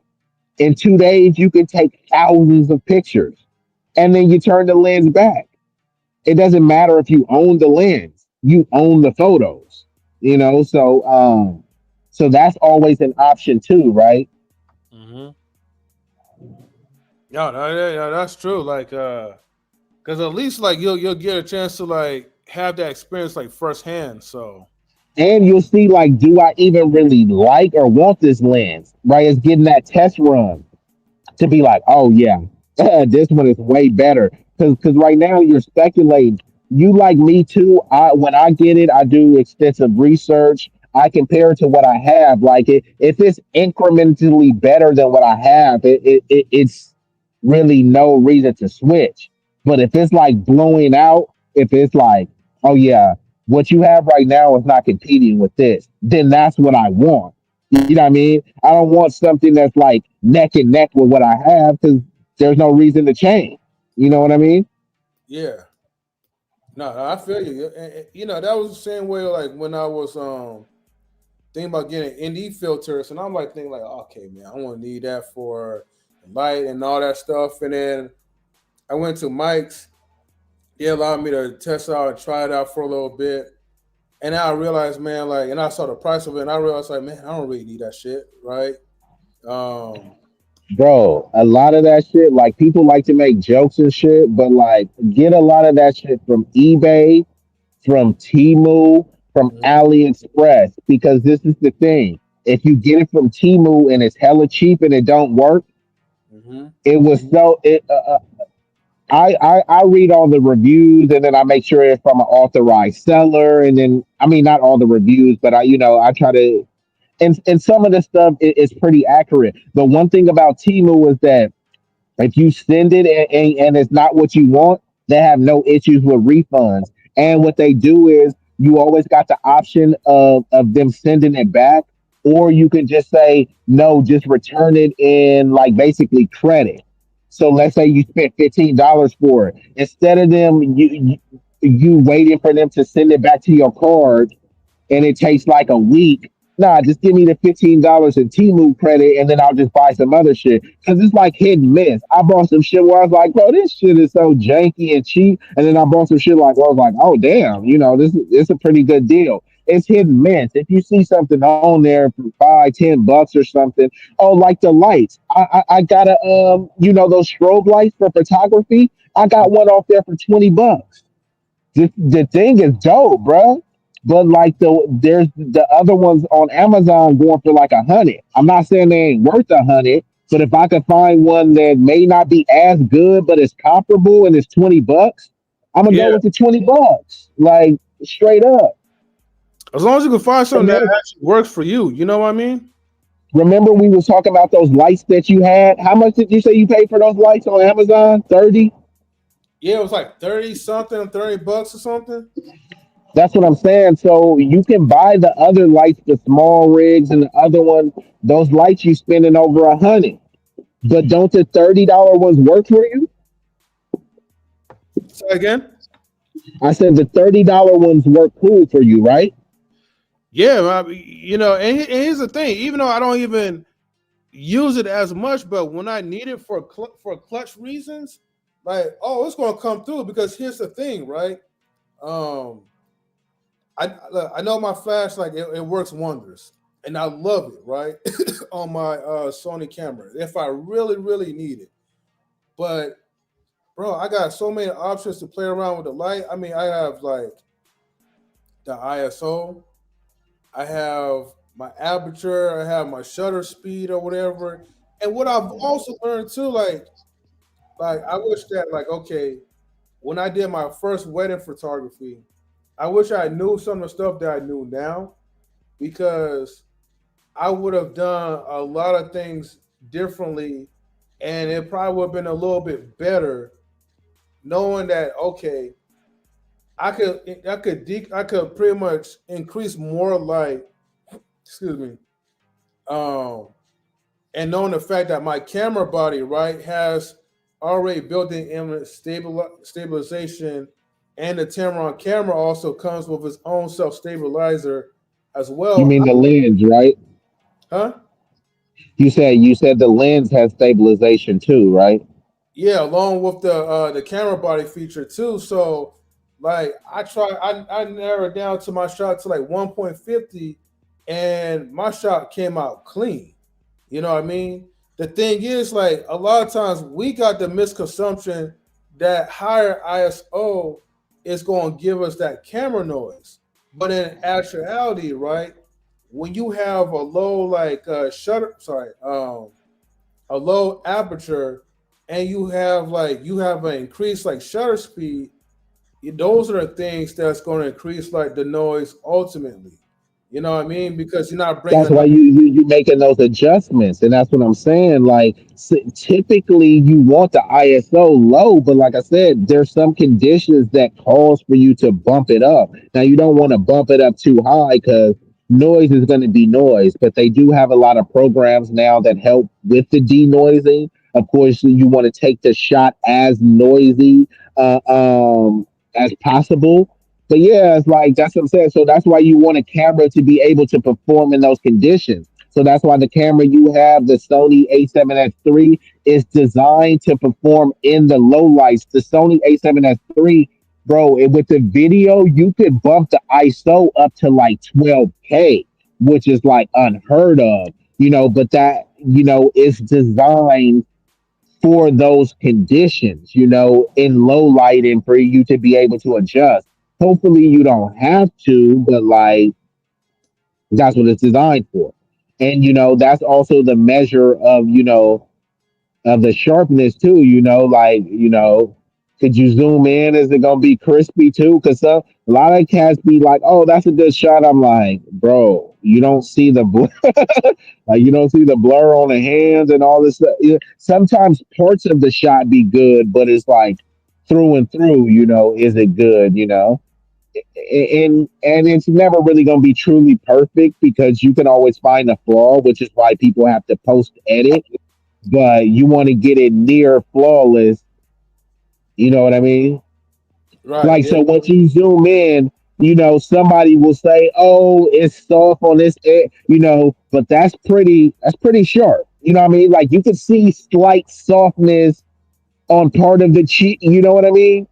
Yeah. But slight softness on some of the finger. You know what I mean? But like overall, that's a banger shot. And I'm just talking about from the nitpicky, you know what I mean? If you was in photography school, how they would grade it, they would do all the zoom ins like you're doing now, and this is what they would look for. It's at what parts are out of focus and all this. The background is cool, but overall, that's a good shot. No, I appreciate it. And the thing is too like you know the one thing I'm grateful for, right, is that all this man could definitely be cleaned up with a simple Hold on, hold on. Now that I think about it, Mhm. if this was the 1.8, the fingers might not have been, you know, bam, if it was the 1.8. No, because and I'm just joking with you, it still look good. But what I'm saying that 1.8 is giving it allows the shutter speed to be quicker and for you to take in more light quicker, so it's going to capture more of the detail. But like I said, the shot is a banger. Like if you send it to her, You know, she loves it. Like if this was a shot of myself, I would be like, yeah, this is fire. I'm just talking about, you know, us as photographers and how, you know, we can improve, because all the stuff I send, I will only send it, you know, if I approve it. You know, I don't really like those blurry ones and all this stuff. But yeah, this is a good shot right here. No, no, thanks. Yeah, yeah. Like I said, I won't clean this mess up anyways. Once I activate this special denoise feature, and Oh, like another thing too, were you shooting handheld? yeah, everything was like handheld because like I Bro, man, you gotta get a monopod. Even though you have image stabilization, even though the lens has that, it's just no competition. It's just, think of it like this: those dudes that run around with sniper rifles, yeah, they can shoot run around, and they'll probably drop you. But there's no comparison where if they're laid on the ground with the little tripod and you know, and they're shooting the gun that way. It's just gonna be, it's adding the extra element of stabilization that you just can't compensate for. It doesn't mean that you can't. I mainly shoot handheld, so I'm not, you know, I'm not trying to like knock you or anything. I'm just saying, even I had to get a monopod, because even sometimes man, you be getting tired of carrying it around your neck. At least with the monopod, it's already screwed on there, so you can step away for a little bit, or you know, you can whip out your phone, or do something else. You know what I mean? But you know, you want to get a good one that is able to account for the weight of your camera and however heavy your lens is.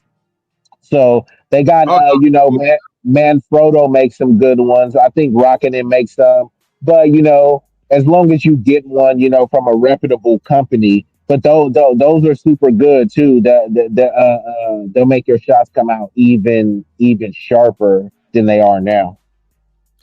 oh yeah, yeah, yeah. Like I said, I would because I actually do have the stand for it, and I have like the little like cage part that holds the camera, set the stand up or whatever. But I was out of town, so I didn't have time to bring. Well, actually, not kind of think about it. I think I could have fit that little like tripod or whatever into it. At the And you time, live and you learn, right? I Hey, was but the photographer you was then ain't the one you is now. So now you got better speed, and it'd be crazy, right? Because you take a shot and then like it's good, but even the shot that you took now, you're better and more knowledgeable than when you took this shot. So if you were in the same setting right now, what was that? and that's the crazy part because like now like when I go back to my photos and stuff, right, and I'm like look at the denoise feature, I was like, man, I wish I had started using the denoise feature like a lot more because at that time, like I was like, look, I want when you're editing, I'm talking about like maybe like 200 or 300 or 500 photos. Yeah, you about quickness. It's about it's about quickness over quality. Right. I'm like, hey, like I ain't getting paid for it. So look. Hey, luminous. I'm just like just breezing through auto, whatever, right? But then when you have to actually have the time like off, and then you just looking through the photos, I'm like, damn, man, like And then when you compare and you like, ooh, this, like this one ain't bad, but compared to this, it does look a little like, let's be honest, it looks a little janky, bro. Let's keep it a buck. right. But the good thing is that like your clients, man, they don't know the difference or whatever. They just appreciate the photo and they be like, oh, this is Bro, cool. And it's they like, love the janky ones. They like, oh my god, thank you. I'm like, bro, this one is trash. hey, and I'm like, hey, look, thank you.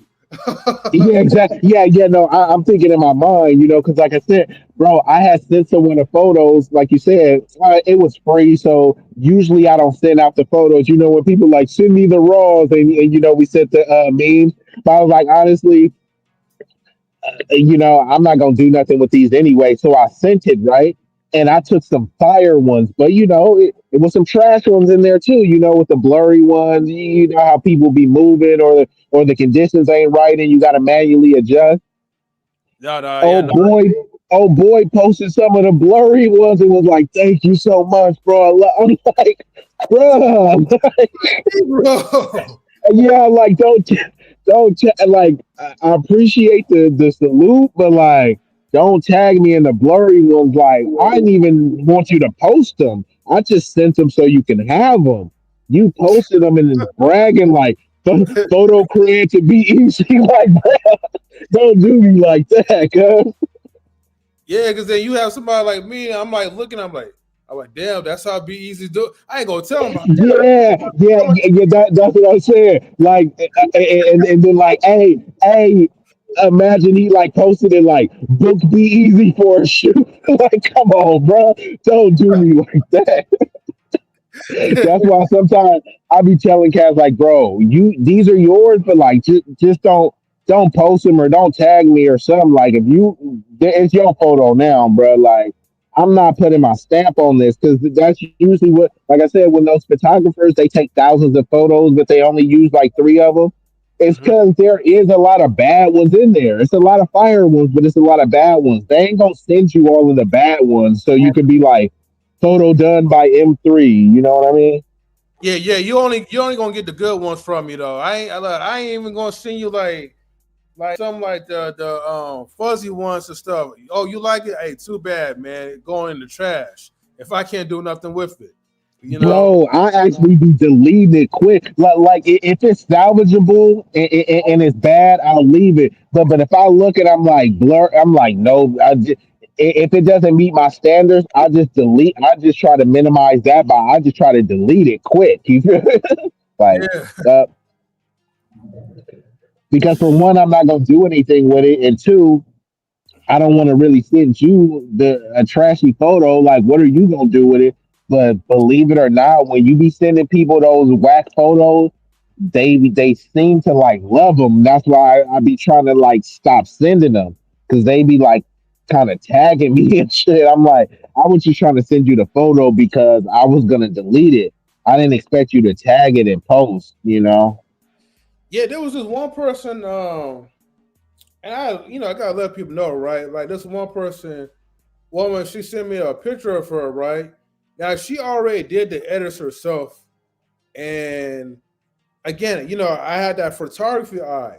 And she was like, hey, like, here's a photo for you, right? If you want to upload it to like your photography page, feel free to do so. I'm like, I have like for photography boundaries, right? Like I appreciate like the photo, like, that got your like, crouched down or whatever, a little bit of the rump shown to the side, but at the same time, you need to give me the original photo so I could do the edits myself. So that way I could take the credit if in case if anything happens. Because the thing is, if I'm uploading a photo that you created, then that's not necessarily my own work. You know what I mean? So I will be displaying. Bingo. I'll keep the photo though, to look at it. Yeah, yeah. That's what I said. I'll keep the photo, but like, it's a difference between keeping the photo and claiming the photo. I can't take no claims to this. Yeah, yeah, you know what I mean? Like, so I would have to take the photo myself so I could do my own edits and then so I could upload and be like, bam, okay, this is the fruit of my own work, not through someone else that's just showing me like a photo gallery or whatever. And especially like you doing like Instagram filters, that's definitely gonna that ain't even gonna fly. So and it's JPEG as well too. So there's nothing. I mean, there's really not much I could really do. I don't even like editing JPEG photos anymore because it's so limited to what I need to do, and you can't really. Yes, you see the whole difference. That's what I said. Sometimes I used to shoot JPEG and RAW just because sometimes if you want to send somebody a quick photo, obviously JPEG is super compatible, and not everyone has a device or an app to open, because I know the Sony shoots in ARW for the RAW. You know what I Mhm. mean? So, but yeah, it's like, but like you see the total difference, especially because right now, what are you using right now? You should use Sony. Are you using Sony imaging or are you using Lightroom? So I'm using Lightroom Classic right now. I'm gonna have to try Lightroom. I downloaded the app, but I got so many other apps, and they got a built-in one on the Galaxy that's pretty darn good. So I got some editing apps, but I haven't even been having to bust them down. Before you used to have to use Photoshop, Paint Shop, and all this stuff. Now it's a lot of alternatives, to mixing it up. So Yeah, man. Yeah, I mean, there's so many. Look, there's so many softwares that you could really play and utilize. Like, I could have used like Pixel, Photomator, but let's say okay, well, Lightroom Classic because with the people from my what's the church, difference between Lightroom Classic and the other and just regular Lightroom? What's the difference? it's the UI system. Like honestly, like they both work the same. I like how they operate, but there's one significant difference, right? Now, I don't care what people say about the presets. They claim that Lightroom Classic has more presets as opposed to Lightroom 2025. Well, 2024. I didn't know. I didn't call it 2025, I believe. But compared to the newer version of Lightroom, they say it has more advanced features to it. But what I noticed that usually helps me a lot is that when I need to get my files transferred, so let's say I wish I could show you on the screen, but let's say for instance, I pick one selection of photo, right? Now remember, I could select all and transfer all of it into Lightroom. But through its cloud system and the way how it uploads, it's just a little bit slower. Like they upload 25 photos at a time, you know, and then after you click import, then you gotta click import again for another 25.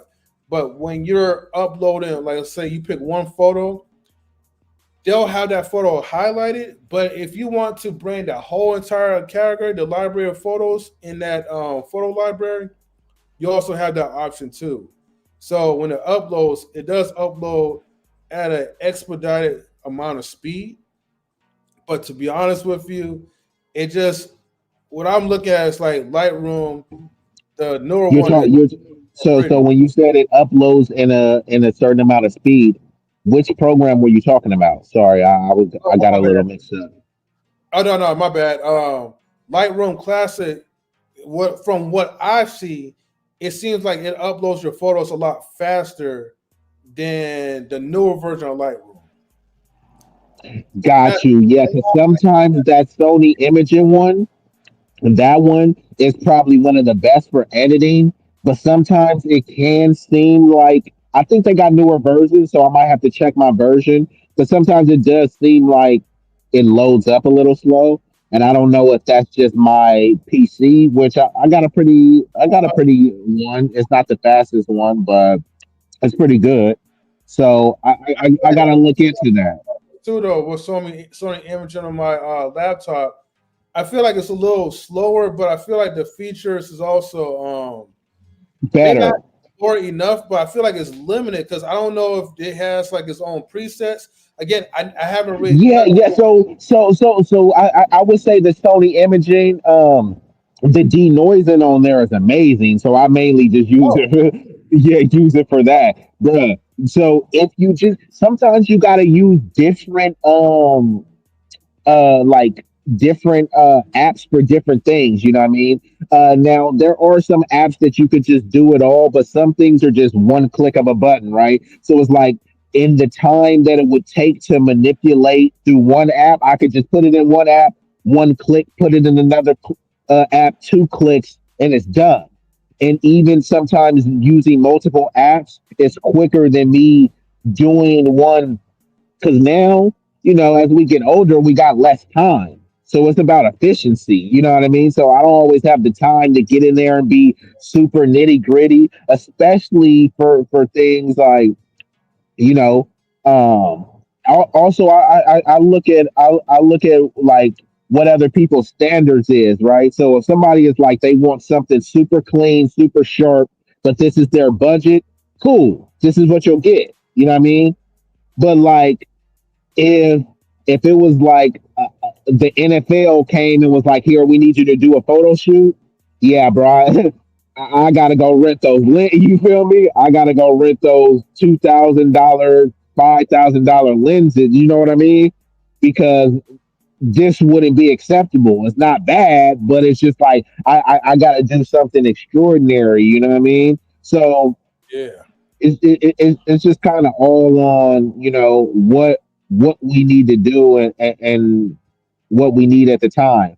Like you said at the weddings before, the weddings you took was hella good. I like the shots you took. But let's be honest, if you were shooting that for Kanye West or Beyonce, you would have needed to pull out some bigger guns. You know what I mean? You would have had to like tap in, like, "Hey, B, could you back me up?" You know what I mean? Just cause you want to leave a more of a lasting impression, and that's kind of all I'm saying too with the adjustments, right? Sometimes you got to adjust the ISO. Most shoots you'll probably be able to do by yourself, but once it's big events and you trying to cover every angle by yourself, bro, you're gonna miss a lot of stuff. Is That's just how it is. You know what I mean? Because some things is happening simultaneously. So you getting one thing from one angle, I could be getting it from the other angle. You know what I mean? Because that's what happens on football games. They be like, "Oh, did you get that?" Like, damn, bro, I was on the other side of the field. Like, my bad, bro, couldn't get it. You know what I mean? But that's why, bro, look at those games. Like, when, as a photographer, when you look at the eye, look at the games, bro. They got people on one side of the court. They don't move. That's their job, to just stay on that side of the court. You look at the other side of the court, other people. Then they got people on the sideline. Then they got somebody working the drone. Then they got somebody in like the seat. So some of these things, you will need a helping hand on. So it's like that's why the the more we can get more knowledge, better equipment, so that we're able to. And that's why I kind of started that out while I was saying, like, now the job that was supposed to be a collective is like, well, you're the videographer. You're supposed to be able to do it. You're supposed to be able to get the photo. You're supposed to be able to get the lighting. Oh, did you get video too? And you're supposed to be able to mingle. And people be like, did you get that shot? Let me see. And then while I'm showing you the shot, I missed another shot. You see what I'm saying? Like, bro, you gotta wait till it's over. You know what I'm talking about, right? When people be like, "Hey, let me see that shot." Oh yeah, yeah, definitely. So yeah, man, it's a lot that plays into it, man. And again, man, like photography is fun, man. That's a hobby, but hopefully, I get into like that level where it's like, okay, um, with the power of networking, find the right people who's willing to pay for like your time and for your services, and have that understanding and appreciation. Because again, hey, look, people will be happy to try to lowball you as much as possible. So They hold on, let's set some resolutions because we got an hour until Project 2025. Until the Project 2025 and the boogeyman and Trump comes, puts us back in change, right? So we got an hour left, right? Or Mhm. 59 minutes, however left. Let's Right. make a resolution here, you know, so that the audience, the universe, you know, could take some accountability for this resolution. Going into 2025, Talon Art Studios. I got a couple different production companies. Some I'm working through the names, you know what I mean? But I do got one, Brody Shot That Cinema. So that's one of my, so I'm working on a couple other film companies, but our resolution is that in 2025 we are going to be pumping out some of the dopest photo shoots, film skits, short movies, and animations on this side of YouTube, on this side of the country, on this side of the globe. Can we set that resolution? Is that something that you can commit to? Because for me, I'm gonna just say I will make the commitment, because I have enough equipment now to do it, and I plan on buying more equipment. I plan on renting more equipment. I got the talent around me in terms of whether it's artists, whether that rap, artists that paint, people that sing, models, models that twerk, models that pose, fully clothed, models that will pose nude.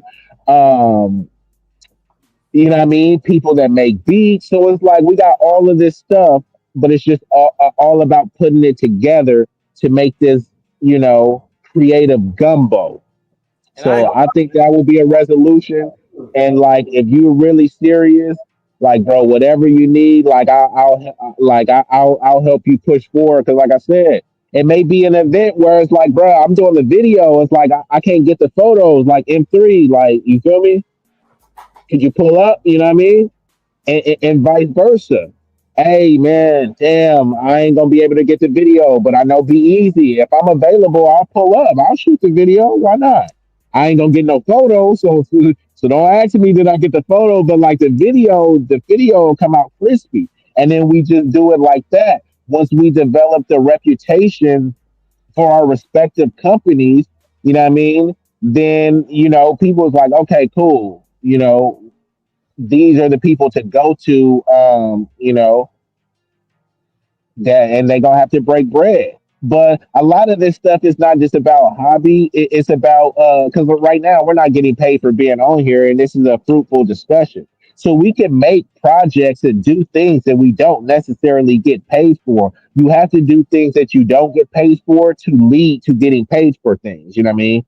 I mean, I wish it wasn't like that, but that's just how it is. You know what I mean? Because right now, you're up against people who've already established and already did this, and a lot of the people like they're like, "Hey, how'd you get to shoot for this concert?" It's like, "Hey, I just went to this event and I shot a bunch of stuff for free." Next thing they know, they were like, "Hey, could we hire you?"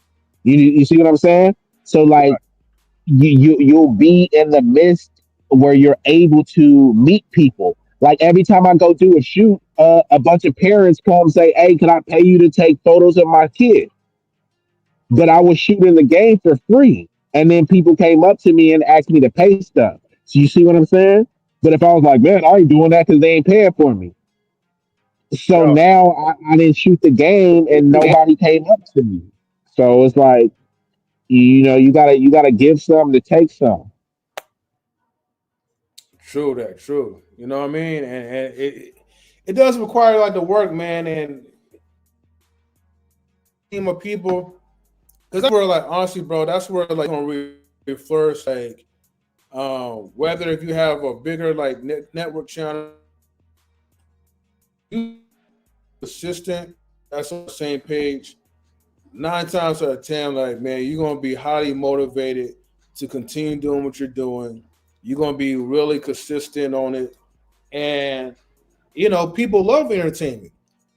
There's an African guy named El Hodge TV, and he does like a lot of skits, a lot of like short films, movies or whatever, occasionally from time to time.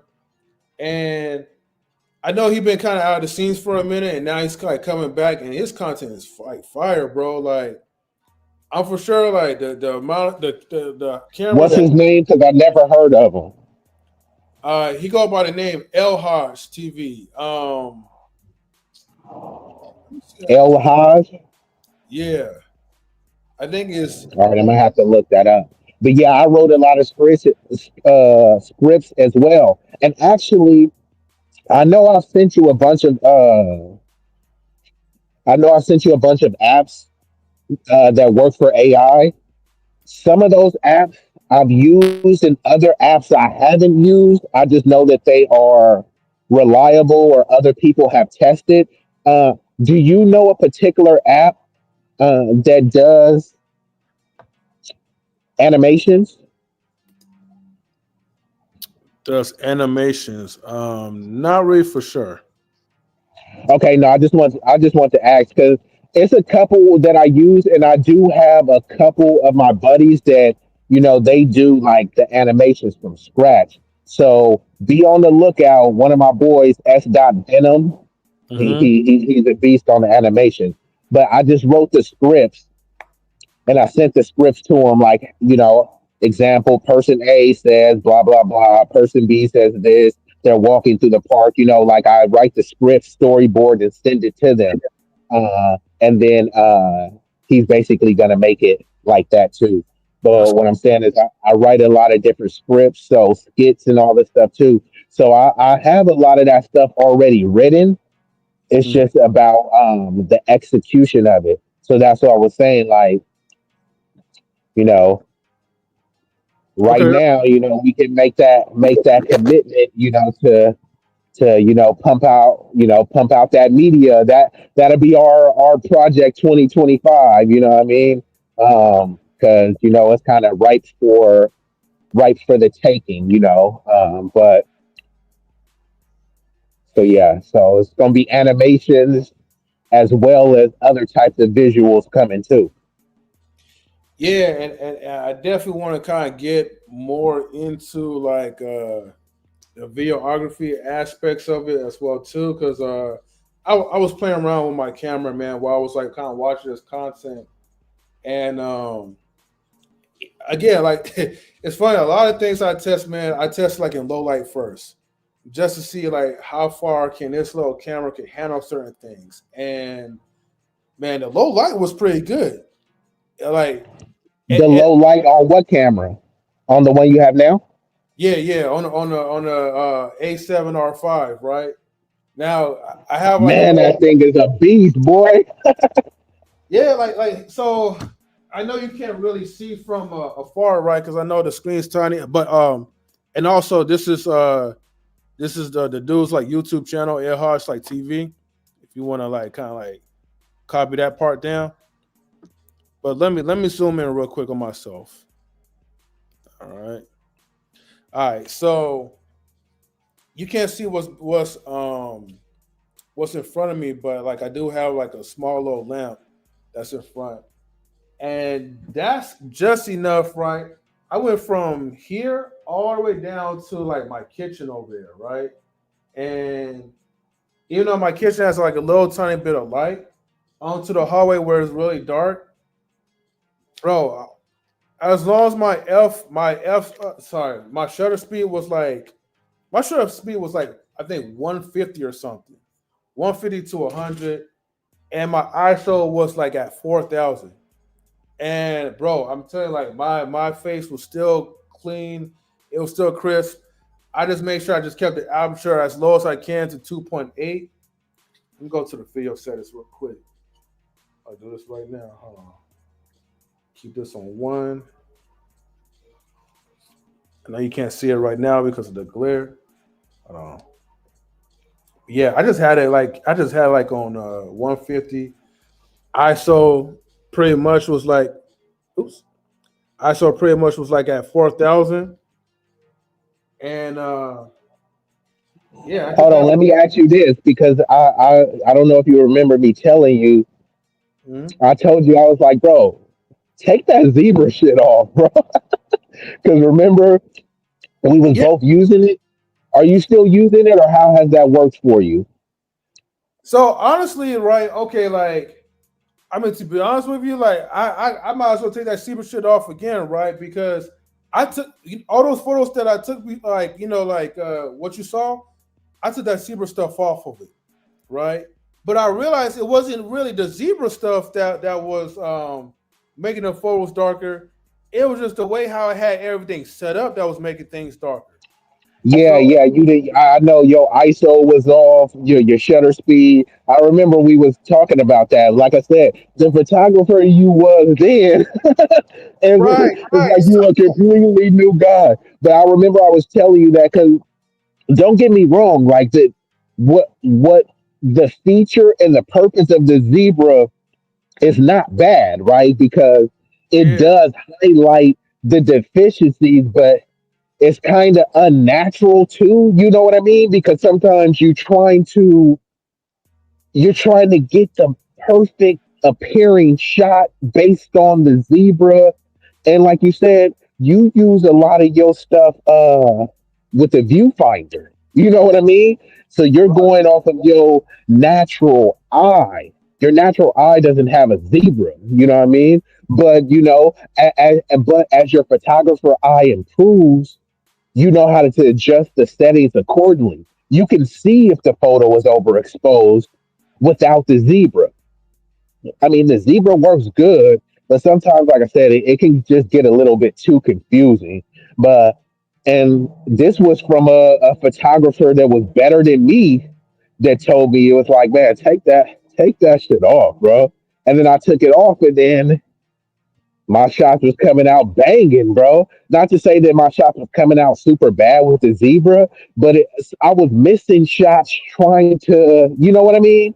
Like you're trying to get it perfect. Oh, look, the zebra is showing. I was like, it's just a little bit too confusing, bro. Yeah, and let me take off that. Or not. I'm not confusing. I would say distracting. It's a little bit too distracting because I understand, Hmm. the purpose of it. It wasn't confusing to understand or to read it, but it is distracting and time consuming because you're trying to adjust and get the perfect shot. But it's like, nah, just use your eye and Yeah. adjust that way. And if I'm about to post edit it anyways, right? You could Hmm. correct overexposure just like you could correct denoise. You don't want a lot of noise, but you can easily correct that. You can easily correct the exposure. So it's like, as long as the subject is fire, I'm good. But I just always want to know, like, have you taken any shoots or did anything since then without the zebra?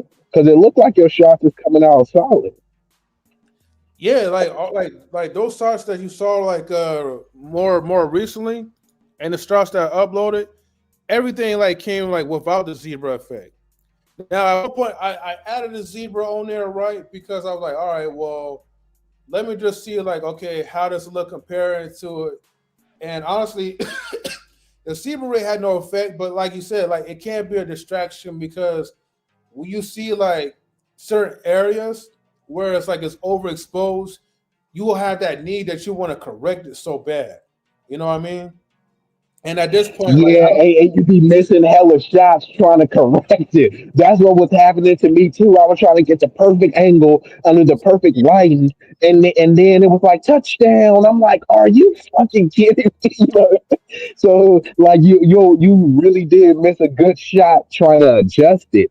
That's why you supposed to already kind of account for the adjustments and be able to adjust on the fly with your eye. You know what I mean? The zebra is also mainly for indoor, like, I mean, it's actually for all of it, but I'm saying it will be okay for indoor settings, right? If you were just trying to do like a portrait. But if you're using street photography where subjects is moving and then you're on the road and walking and then bam, I gotta take a shot. Yeah, Mhm. take that zebra stuff off, bro.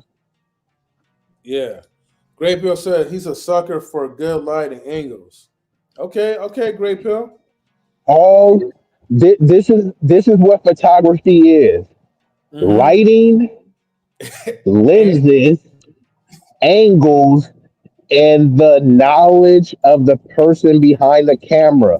That's why right now there's some people that can go take the Sony A7R R1 and be able to take better photos. There's some people that can take new ones simply because they know about stuff. And a lot of that stuff is going to be post editing. Always challenge people, like, go like any camera that you used to have, like a couple old cameras that I got that are still fire. The Sony A6000 and the Sony A65. Just type in random stuff. Movie shot with Sony A65. You'll be like, what? Somebody shot this with a Sony? It's like, damn, I can't even do this with my new camera. So it's like, it's about the knowledge of the person too. But yeah, no matter how much knowledge you got, if you got some slow lenses and poor lighting, hmm you know, your knowledge ain't gonna matter, right? right, right. Now I ain't gonna lie. A lot of times, like I've been using like, of course, continuous like autofocus, and that's only because, excuse me, like man, like the people like man they can't keep still. So I got to do what I have to do. But I have an appreciation because at one point I was like, man, like I was kind of like anti autofocus. I just like to shoot everything from like manual, but I'm like, okay, for like these large events and these people that's like talking, moving around, not keeping still, I appreciate the autofocus features that Sony has, which also makes me think about the Hasselblad, which it's an older camera, but I mean it has amazing quality. But I will be super frustrated having slow autofocusing, and I'm missing every subject, every shot, every moment of time, like in people's weddings and stuff. So I'm really grateful for having like a balanced camera like this because the autofocus, man, this Sony camera is amazing. You can't Yeah, beat no, it. that Hasselblad is a straight monster. But like it's for manual. You know what I mean? Like Right. you said, if you moving and stuff, bro, you gonna miss so many shots. The shots that you do get are just gonna be like, bro, you took that. They're just gonna look unreal, But you're gonna miss so many shots. So as many advantages as it has a lot of disadvantages for the type of photography that you want to do. That's mainly for indoor portrait photography. It does have versatility to do other things, but like I said, you have to be so quick and you got to know that camera ins and outs because if you I have to constantly adjust manually, it's not only are you adjusting the manual focus, but you're adjusting the aperture, ISO, like always. And one thing about the autofocus, the Mm-hmm. newer the camera, the better the autofocus. And this is the thing. It's almost like the AI, right? You can be super prideful. Man, I ain't using that AI. Da, da, da, da. Okay, cool. While you were complaining about using the AI, I've already used it to send a bunch of emails. I've used it to do this. What? You did all that? Yeah, while you was complaining for 10 minutes about not using AI, that's what I did. So that's kind of how it is with the autofocus. Autofocus is AI. People can complain, oh, I only use manual. Why'd you even get the camera? You should have got the Hasselblad then. You know what I'm saying? Since you're so manual, but why am I going to, what I mean? It's like having a car and a car has a feature, but you don't want to use the feature. Why'd you get this car then? This car has all these features, but you only want to use a few of them? No, then you should have just probably got a different car, bruh. I mean, you could do whatever you want. It's just like it really doesn't make any sense. So you spent all this money for a camera or a phone. It Mm-hmm. has improved features, but you don't want to use the improved features because of you can't even think of a coherent reason. So there's another dude that I was talking to, way more photography experience than me. Um, and he got the one that I was telling you earlier, the Sony A9 III, Yeah. absolute monster. He said he doesn't even have to be a photographer anymore. This is what he said. Dude has way more experience than me, been shooting for like 50 years, bro. He said Damn. he doesn't have to be yeah, he said he doesn't have to be a photographer anymore. Why? Because remember I told you I was like, bro, put your shit on auto or put your shit on scene. You know what I mean? That's all he does. He knows all of this stuff. He knows how to adjust in manual. But now the AI in the camera is so good. If it's low light, it will adjust it to the appropriate aperture. You take the photo, it comes out as looking like you already edited it there. It's like, nah, that's just a raw photo. Hey, sometimes So that's to work smart and not hard.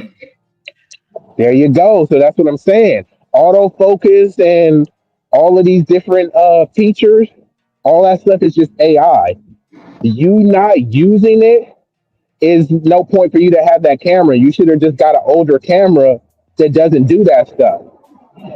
But if it does do it, it's gonna be quick. It's gonna be better than what you can do in some situations.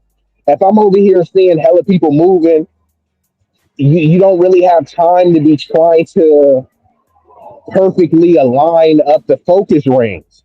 That's why because yours got tap to focus, right? You just tap the button and then the motor starts focusing. Yeah. Come on, bro. You, I mean, yeah, it ain't you, gonna get no quicker than that, bro. I did that thing. I tapped it like I tried. You got to test it out, right? So I was walking and doing the street photography. So I took a shot of a car. Bam, bam, bam, bam. Look, and then I went and looked at the photos. Super quick. Just random. I'm like, damn, like the autofocus is insane. But if I was sitting there trying to use the focus ring to get the perfect shot, I would have missed the shot. So that's what I'm saying. Autofocus is just AI. That's all it is. Artificial intelligence focusing. You not using it is just kind of idiotic. If you got to get the most bang for your buck, right? oh yeah, exactly. But again, for me, man, like that's why I like to like learn like all aspects, man. The auto and the manual, and honestly, the benefits with the manual focus, especially if you're doing like portrait photography, like doing like still shots, man, take advantage of the manual as much as possible because while your subject is still still, you matter of fact, you got your own like little like okay digital zoom where you go into your viewfinder, kind of zoom in on the subject. So maybe okay, you might want to capture a particular part. Maybe you want to capture the person's smile and you want that to be more detailed.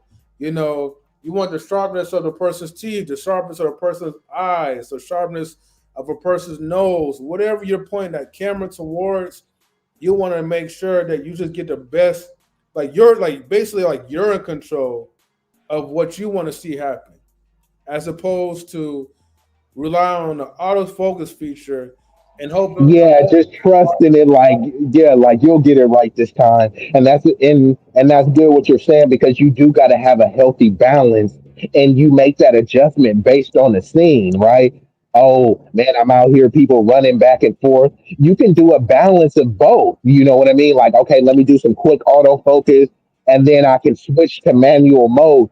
You also could, they have the C settings where it's usually like one or two custom settings so that once you click your camera it already has a like a program setting that's able to be set for a specific scene or something like that. Yeah. So it's some things that you can do. Like there are benefits of manual, plus you learn more about yourself, more about how to navigate through through whatever device you got. So there's benefits to both, like because I don't only just use autofocus, I use both.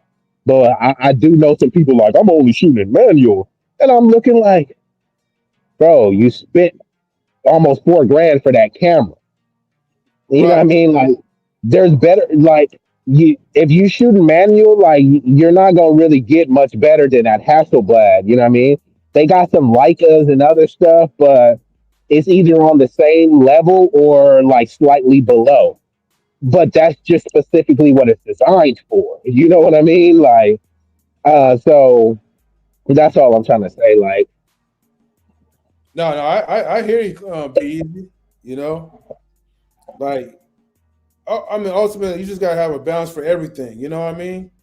Like that's why it's good to be like good like in all aspects. If you especially you try and get in professional photography because you're gonna definitely need one or the other. You know what I mean?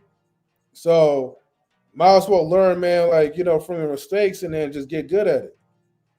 That's the same thing. Me going through and it. yeah, you got to take the trash photos to know what is trash. So that's why, like, I'll tell you, like, bro, I take trash photos to this day, and sometimes it's not because of you, it's because okay, cool, I was zoomed in on them, and then they moved at the last minute, like, God damn, you know what I mean? Like, so that really wasn't on me. It's just that was on them, but I still took the photo, so it's on me. You know what I mean? So it's kind of like one of those things. You're good, like even as you get better, you're going to take some super garbage photos and you're going to take some of the best photos that you ever took.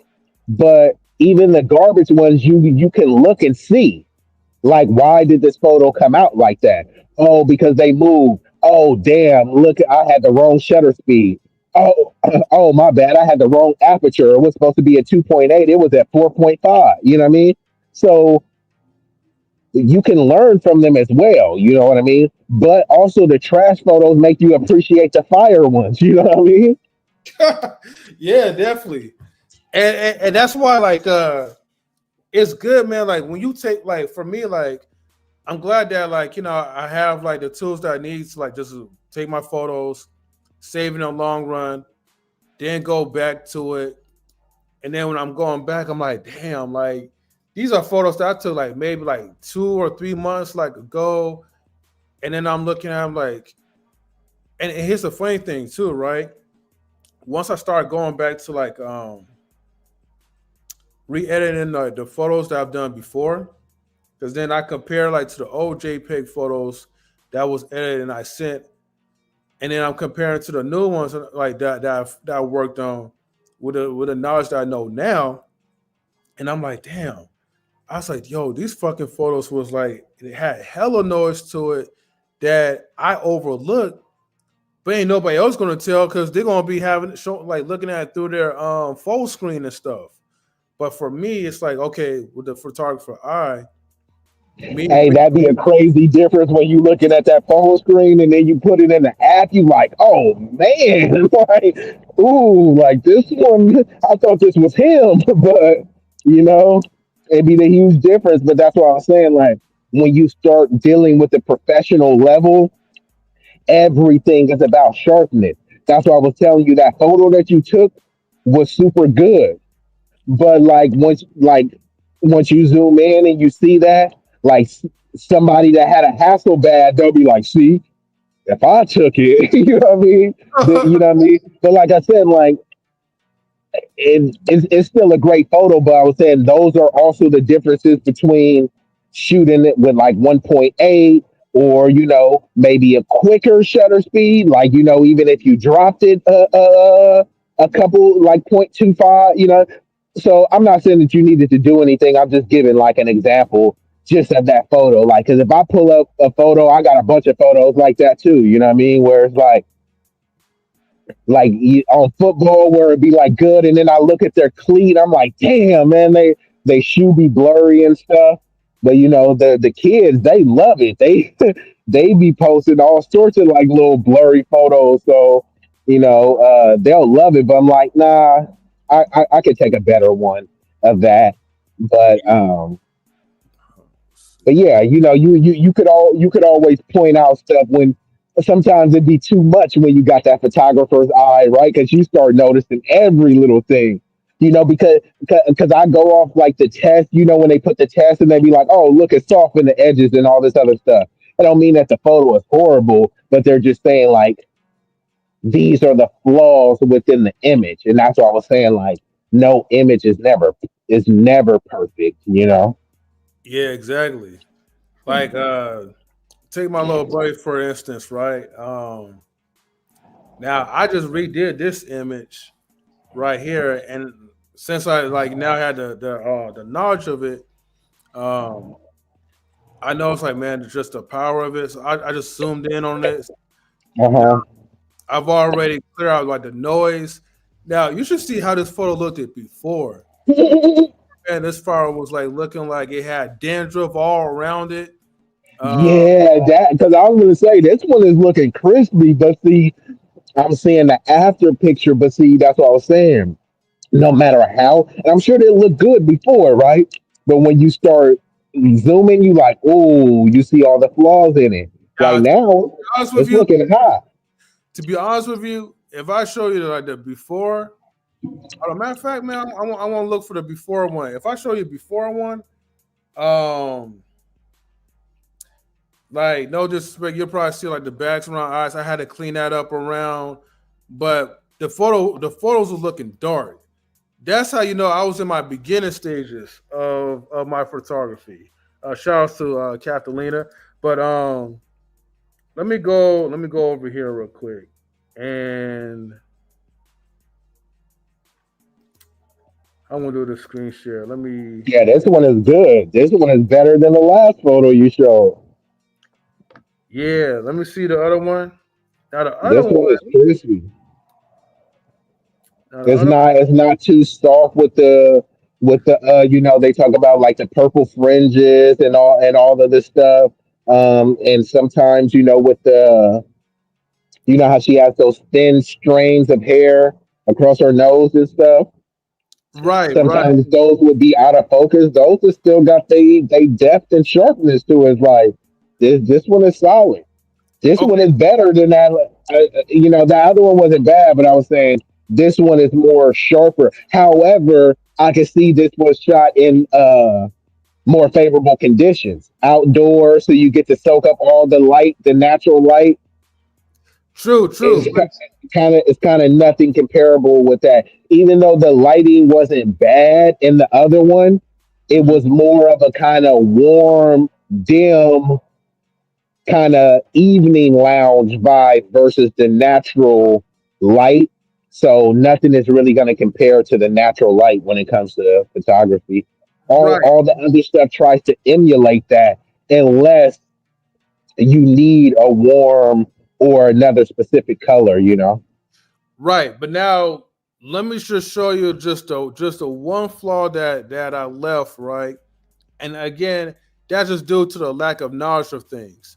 Now, of course, this is always going to be my favorite shot because I kind of made the eyes glow a little bit. But we come in a little bit closer because I knew nothing about the denoise feature. You'll see like those like white little dandruff spots. You know what I mean? Now, if I took this entire photo, well, it's a JPEG now, right? So I'll have to like it won't really denoise it unless if it's like the raw one. And I think since I've already probably I don't even think I have a save for a version of this one, so I ain't worried about it.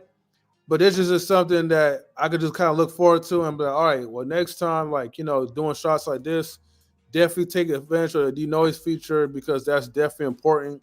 Um, this one, I know And that. another thing too, even on the street photography, when you see people doing street photography, one, you're handheld, which a lot of people is doing handheld too. But like I said, you can have a monopod to add that extra stabilization. Luckily, you got the in body one and you know the lens one at that. You know what I mean? Did you take this one too? Well, somebody had to take it for me, right? One of my coworkers. So a couple of shots needed to be made or whatever, but this one kind of came out all right. I like the weather conditions was definitely in my favor on that one. So all I had to do was just kind of made a Oh yeah, couple. so yeah. The point that I was making, my bad. Once I seen the photo, I was kind of lost my train of thought. But yeah, even a lot of the outdoor photos, when you look at the photographers, they Mhm. bring their portable lighting with a flash attached to it. You see what I'm saying? Like they be having overhead lighting and shit. So even when they have daytime conditions, they still are using like field lights too where you're like, damn, this one was crazy. It's like, yeah, the one they edited it, and two, they had like an over the head light. You know what I mean? Have you seen those before? Yeah, I wish I could afford to get one of those, but Yeah, yeah. So that's another thing you got to look into because what you'll have to do is you'll use the hot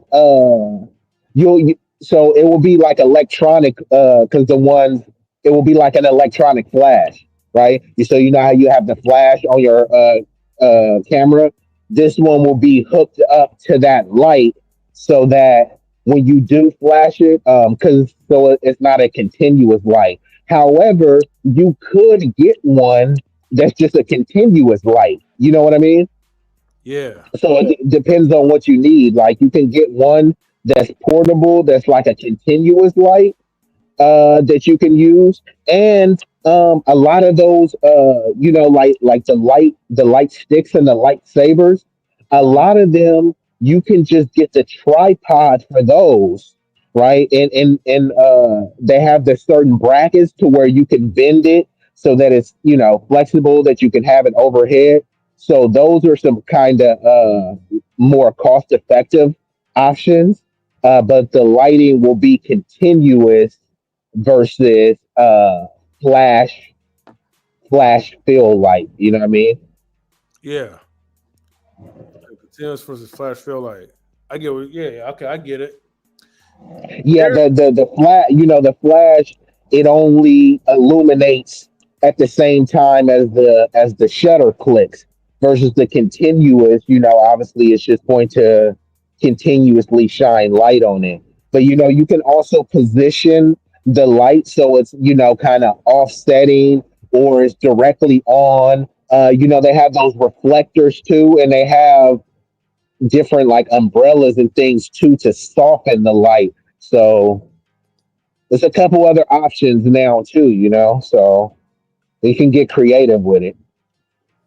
yeah, there's one light feature. Actually, let me put it on Deja real quick.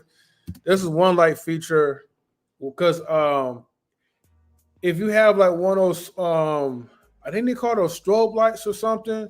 It's the same thing like what your Yeah, yeah, yeah, that's what I'm talking about. With okay. those lights, you can make it continuous, you can make it strobe, and typically you can make it a different color, right? You can make it all red, all blue. You Yeah, can make it that's flashy. what I'm talking about. Like Yes. you add like let's say like you want like okay if you notice in this background right here, all right.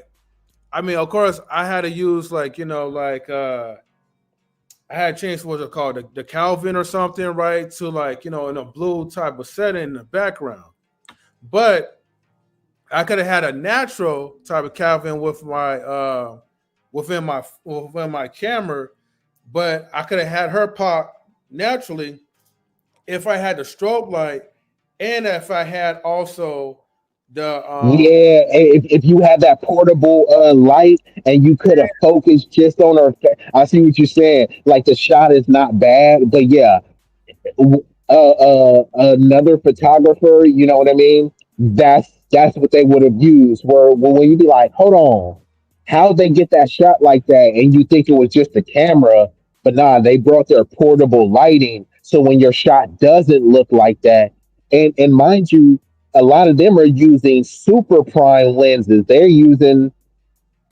like lenses that do 1.2 and 1.4, but sometimes they don't always use that aperture. But at nighttime, they definitely use 1.8 plus whatever portable lighting. So, because I was doing that too, I took some fire shots at night, but then like once I put it in an app, I'm like, golly, with all that noise. But I didn't have any extra lighting to focus on the subject, so it did take a clear picture, but it's not up to what be considered like an industry standard. Like I can't boast about it, right? Like it's some photos where I'm like, oh yeah, this was crazy. But like I brag about the great photos, not just like one where it's like, this one was good, this one was decent, but it's like with that noise and all this other stuff, those I can't really brag about, you know what I mean? Because I don't want that to be my standard, you know what I mean? Like the one that you just showed me, that was a good one, bro. You know what I mean? The one yeah. before, you know what I mean, it was good too, but I was just saying like you can see more of the flaws. That other one, I mean, now I know you had to clean it up, but wasn't really much flaws in there. After you cleaned it up, you had to zoom in super. You know what I mean? You had to be looking for a flaw, and that's what I'm saying. A lot of that stuff to the naked eye, you won't be able. You won't be able to tell. Yeah. Shout outs to Marcus, man. Salutes to you, man. Definitely happy New Year's to you. No, yeah, no, yeah, no. I hear it, be easy. Like, but here's the thing. I'm that type of guy. Like, I look for every flaw, every detail, like in my photos or in anyone's photos. Like, period. I'm like, oh, okay. Like, this could be better. if you had it like in this, or this could have been It's better. slight, her face is slightly overexposed. You know what I Yeah. mean? But if you send it to her, that's a good photo. You know what I mean? But just from a photographer standpoint, her face is slightly. It's not a bad photo. Like that's a really good photo. But I'm just saying, talking about from the, you know, the eagle eye standards. You know what I mean? Because all of those photos that you need to adjust something on it, and you know what I mean. That's just the name of the game. That's why they have that editing software. Like when people be seeing these models, they think that the photographer just did one shot and uploaded it. It's like, nah, they took thousands of shots, then chose that one, then super edited it, then they posted it. You know what I mean? Like it wasn't just they took the shot and they got better equipment than you, and they still had to edit. So you got to think about that too. Like that Hasselblad that you want, that's some people's backup camera. That's Hmm. their backup camera for some people, and that camera costs like 10 bands. So some people's like, yeah, that's my other camera. Like that's not even my best work. So some people they just are doing it to another level, but it's like your work doesn't really need to be that level. Your work just needs to be better than the competition. And a lot of stuff you put out is better than what people, and you just getting started, right? Yeah, man. So, So, no, I hear you. so it's kind of unheard of, bro. Like a lot of these cats went to school, so you always got to take that into account. You're learning on the fly, and they went to school to learn this stuff. You know what I mean? So a lot of them have a huge advantage, but the since the equipment is so good now, the playing field is leveled. So the learning curve. My bad, it was a fucking loud ass car driving by. But the learning curve isn't as steep because you can learn and then you can just use auto and then you can learn from that. My photo looked like this. Okay, I took it in auto in the same conditions. Their photo looks like this. Compare and contrast. What did auto do? What did not do? And then start tweaking it towards your liking. And then, just watch a bunch of videos, read books. Like you can go to the library. Those books about photography from 20 years ago, they're still relevant today. The books about photography 10 years ago, they're still relevant today because it's about the core principles and basics of it. So, with so many books that you can read, PDFs that you can download, videos, they got courses. They got a website called Allison, Udemy. I think even Google has courses. So, you can take photography courses for a low cost or no cost. So you don't got to go to school and do the black and white film stuff to be a photographer. You could do it as a hobby. You could do it as supplemental income. You know what I mean? You can make some movies. I always talk about the people that make Paranoia. That movie, which I don't really remember it, but I think that's the movie that is called Paranoia or something like that. Um, but anyways, they made that movie with like 20K, and they made like tens of millions off that movie. And this was over 10 years ago, whenever that first movie came out. Now people are shooting movies with their phones and stuff. It's just like you just gotta put all the creative juices together and just produce something. And then, send it to a film festival, or now you can put stuff on Netflix and stuff. A lot of the cameras that you could buy, the Netflix got like a list of approved cameras. They got some affordable cameras. Like, oh damn, I got this camera. You know what I mean? And you could just film, get your shit on Netflix. We for sure could get a Tubi movie. You feel me, Oh bruh? yeah, Cash definitely. be growing. Bro, Tubi kind of got some good stuff. A lot of that should be like kind of cheesy, but that's why it's funny. Like it's intentionally kind of corny and cheesy and low budget because that's what cats want to see. And then cats be blowing up from that too because it's intended to be that. But then they got some good stuff on there. My mom told me yesterday, she was like, I love Tubi, and she was telling me about some movies. I was like, damn, that movie sound kind of good. Like, and then I seen this one, they had this little kid, he was going around killing people. It was like this thugged out kid. I was like, it looked funny, but then it did look kind of good. Though. You see what I'm saying? Like they be having low budget stuff. So right now, bruh, the camera you have, Hmm. people have movies on Tubi with lesser cameras, shot with lesser cameras than what you have. So that's what I'm saying. Like, it doesn't got to be a full movie. It could be like a show, a episode, a short documentary. So we just got to be more creative.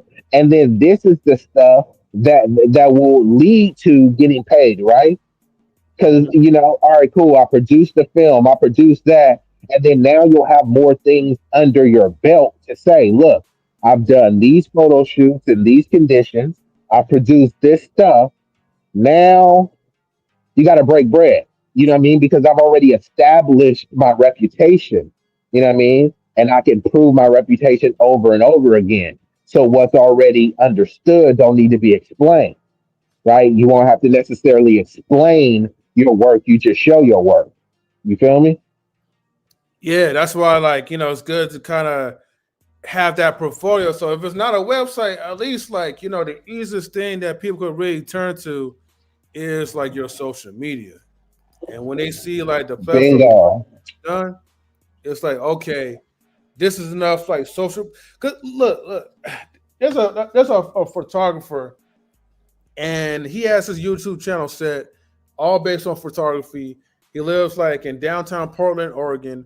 So he walks around downtown Portland, Oregon streets, and I don't know if it's some of the stuff is staged or whatever, but he finds like, and these women, right, they're like fine as fuck, right? Like, well, fine as heck, um, walking down the street, and he'll be like, "Hey, excuse me, miss, man, like, I don't mean to bother you, I but." seen that I'm a photographer. You're so beautiful. I seen one video and I ain't gonna look. Bro, some of the chicks like you said, I was like, God, leave, bro, this chick is bad. Like, but like when I say bad, I'm talking about like natural, like no BBLs, no extra stuff, just like naturally gorgeous. And then I looked in the comments, and that's what people was like, so good to see such a naturally gorgeous. So I don't know, it does seem staged because it was like, well, she's too fine to just be walking. You know what I mean?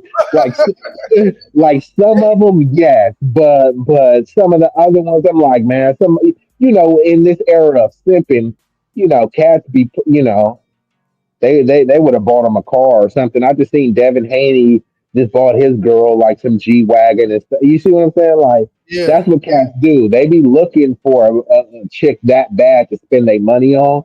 So maybe it's true, but from a marketing standpoint, it makes sense, right? Because the finer the chick, people are gonna watch it, right? Like Hmm. and at that point, it makes people appreciate your work. Like, damn, he took some good photos, but she is so fine. So it's like twofold, right? And then you'll come back by virtue of seeing her fine self, but you're also acknowledging my work. So it kind of, you feel me? It's from a marketing standpoint, it's amazing. So kids, women, and pets. That you shoot that, it's always gonna be good, right? You find a cute little Frenchie dog and you make a little cute photo shoot and stuff, get you hella views. Find a fine, amazing chick, get you a bunch of views, you know what I mean? And find some cute kids, you know what I mean? Oh Your yeah. views is gonna be up off that. Those are always gonna be the top. One second. Hold on, let's see.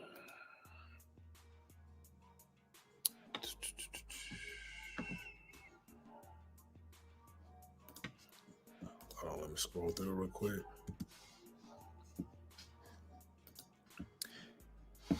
Now, when this photo was taken, now this was this was like a pay and sip art show after they had their little poetry night. So let's see, go back real quick.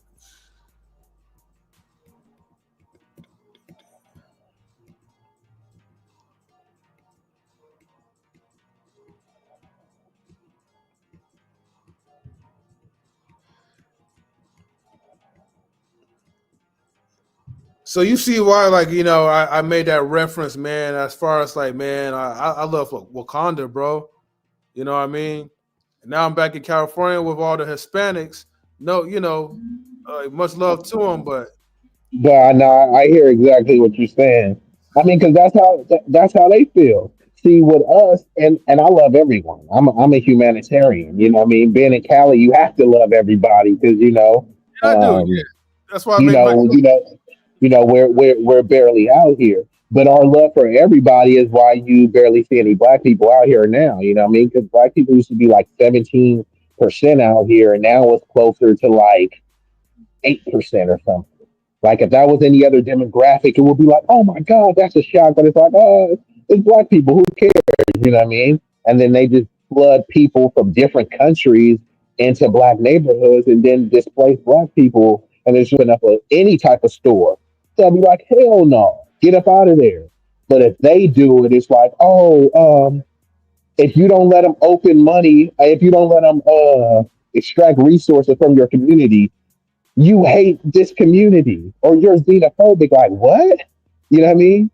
Do you think any of these groups would allow you to have a liquor store in their neighborhood? No, but you should have a liquor store. They should have a liquor store in your neighborhood and stop complaining. You know what I mean? So for me, like you said, I also like to highlight the areas too where there is a bunch of people getting along, where people, oh man, black on black crime and stuff like that. So it's like, bro, the most people locked up in prisons, especially in California, is Hispanics because that's the majority of the population out here. But show me one person that talks about brown on brown crime because they don't even consider themselves brown. So people need to stop saying that, but nobody talks about it. So that's all I'm saying. Like they just talk about how, oh, this dude works so hard and all this stuff, and a lot of them do.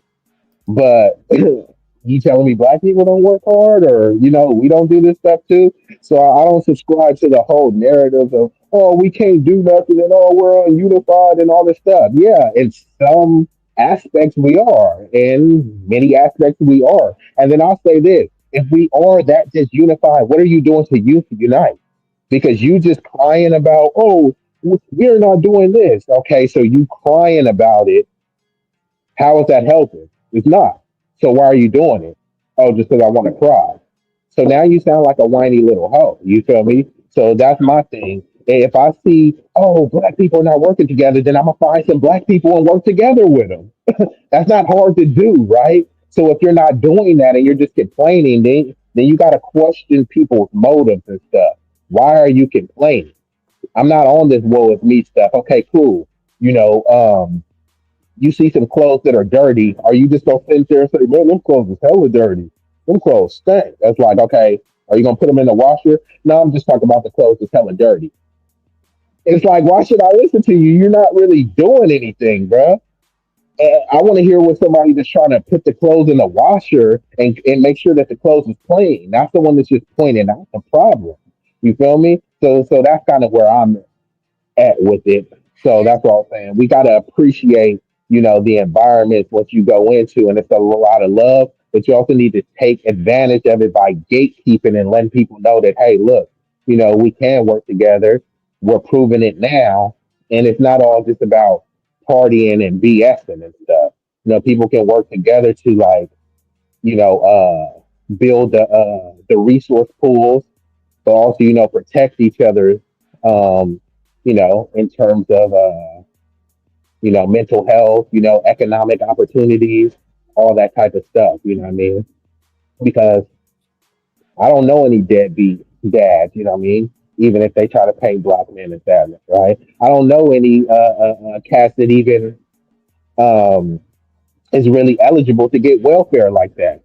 I know people that have been on welfare, but now now they make too much and they can't get. So all of the stereotypes that people be falling in for, black on black crime. Do you know a bunch of niggas that's running around killing people?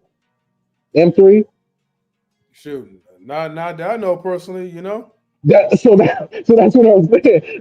But apparently you're responsible for niggas cutting it up in Chicago or niggas in Oakland. Like, okay, cool. If I'm from Oakland, How am I responsible for some random nigga doing a drive by? Well, that's the black community. No, that's some one nigga doing a drive by. You feel me? You don't even know niggas is doing that. You know, everyone has their family members or people that they've known or experienced that been close to it. But by and large, you don't know niggas is doing that. So why would you be bringing that up and saying, well, that's the problem and all this shit? Like, bruh, you don't even live in a neighborhood where there's hella crime. But yet you're crying about black on black crime. Goofy shit, bro.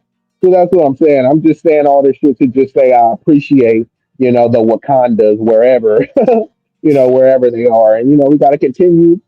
And I love everybody, you know what I mean? But let's be honest, we the only one inviting people to the cookout. There's no, there's no invitations, bro. I'll be like, I love Latinos. They'll be like, cool, thanks, bro. Just let us say nigga, but you can't come to the cookout. Like, what? I was like, oh, I love Asians. Cool. Just keep buying our food, but no cookout for you. Like, God damn. But then meanwhile, we letting everybody come. Look, a white person did a dance. They could come to the cookout. Like, what? Can't even get a simple plate. But no, even the ones that have the raisins to it. But nah, I mean, no, I feed on that one. It's just like it just my point of view of me even just saying this is because like I said, I love all people. Obviously, I love the Hispanics and whites, all that stuff. But it's so amazing when you get that moment of time where it's like I like where you get to see like your black family again, right? And everyone is just reunited to do something great, to build, to make things happen or whatever. And when you come back home and it's like reality hits, like damn man, like I'm one flight away, but it's like if I had the money for it, man, like I would definitely honestly, bro, if I had like enough cash, I would have flew out again to Kansas City, and I would have probably stayed for at least like a full week. You know what I mean? And just go out there. Hey, and hold on. I know you hear this, right? Yeah. Happy New Year. I Oh was shit! going to say, God damn! I even. Hey, yeah! Happy New Year, bro! Definitely Happy I, New. was- I was going to say, did you hear that? Cats is letting off some bombs right now. Could you hear that? Nah, my shit. I mean, I hear it on your end, but my shit is like soundproof though. So Oh, damn. I was like, cat, man, some cats got some big boys out here. I was trying to see if you could hear it. Did you hear that one? yeah, I hear those booms right now though. Okay, cool. Yeah, I was like, Happy New Year. So we had to go in the right way. I was like, cats was letting some things off. Yeah, man. Damn. Man, we so busy having fun talking, man. Like New Year's wrapped up already that quick. Hey man, welcome to 2025, man. So Project 2025 with Ham. exactly. No, but I'm really down to do some things, man. And besides just talking and actually get on the grind on this shit. Like I really think that I really think like this multimedia thing is definitely I don't really say multimedia because there's so many things you could do. So I'm just gonna just call it multimedia. This thing is definitely gonna take off. Again, like you said, like you got a good network of people that you know. Um, hey, I could do the still images. You could do the videography aspects to it. We learn both on both ends as well too. So that way you have your backup and I have mine or whatever. But I really think shooting these skits, is definitely going to take off. And when you have something that again, like I said, check out the El Hodge like TV, the one I showed you. But when you check that out, like you'll see what I'm talking about as far as like just how like the whole setup, man, like the camera system is just clean, man. Like just super clean. So I know for sure, man, he probably shoot this like maybe at 4K, 30 frames per second or some type. But still, man, like, it's good quality work. and that's why I want to have like at least like a Yeah, some even be shooting stuff still at 1080p.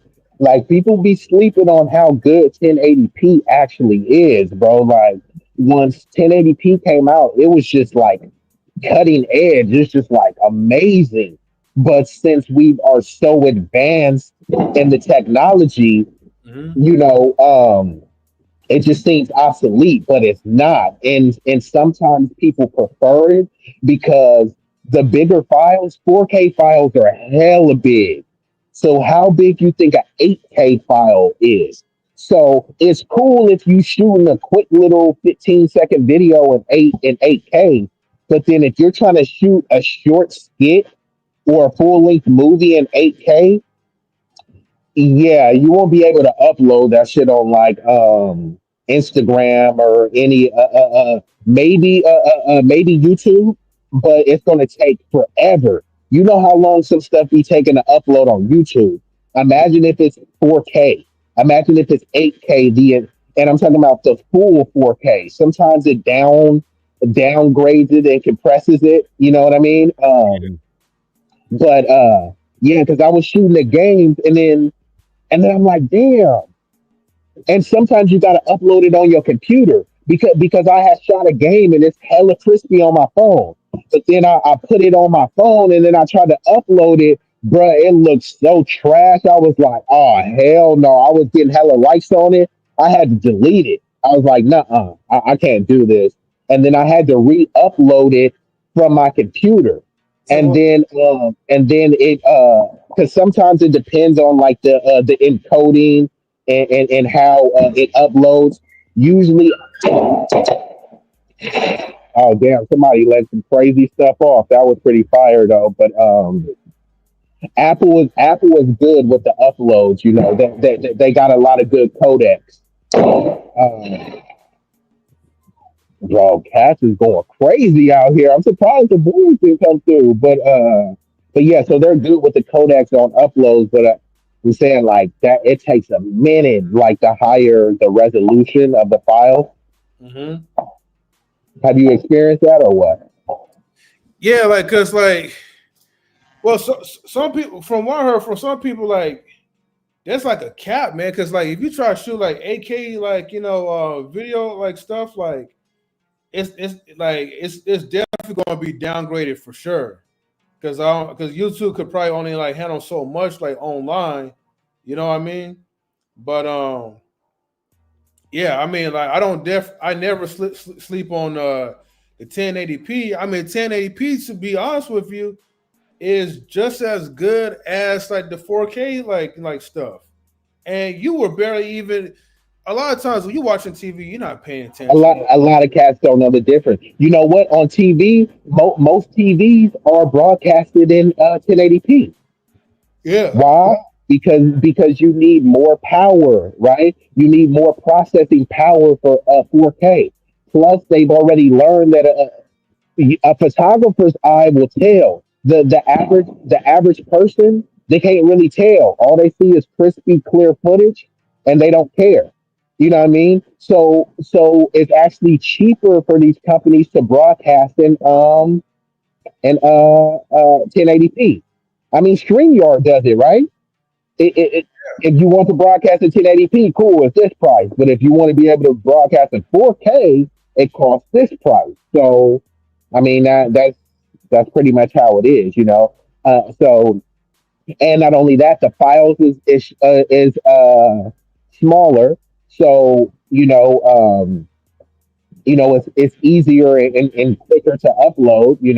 Of course, you want to make sure that you're shooting in the full 1080p so that if there is any sort of compression, it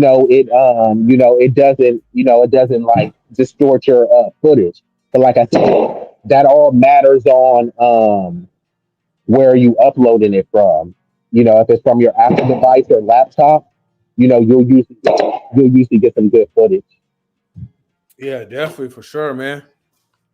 But be easy, man. Hey, man, I appreciate you, man, for hanging with me, man, all the way until like the new year, man, and just talking about this photography game stuff. I know we're gonna be talking about this stuff for like for hours though, but Hey, but no, I definitely So appreciate. so you committing? Was that a yes? Are you committing to the resolution with the multimedia? Hey, look, man, I'm down. I'm with it, bro. You know. Okay, I was like, don't let me down, man. Hey, look, New Year's resolution or not, man. Like, when I Hey, go, hey, hey, I was like, you hear the bombs going on, bro? you just make sure you stay alive, man, for the resolution, man. Exactly. Like you couldn't say no then. Right. For real, man. So yeah, no, I'm down with it, bro. I definitely want to like do some skits, man. Just even learn how to write like scripts and all that stuff too, though. You know what I mean? Just on the side, but um, no, I think it would be good, man, just to give everything like a fair shot and see what we could do from it. You know?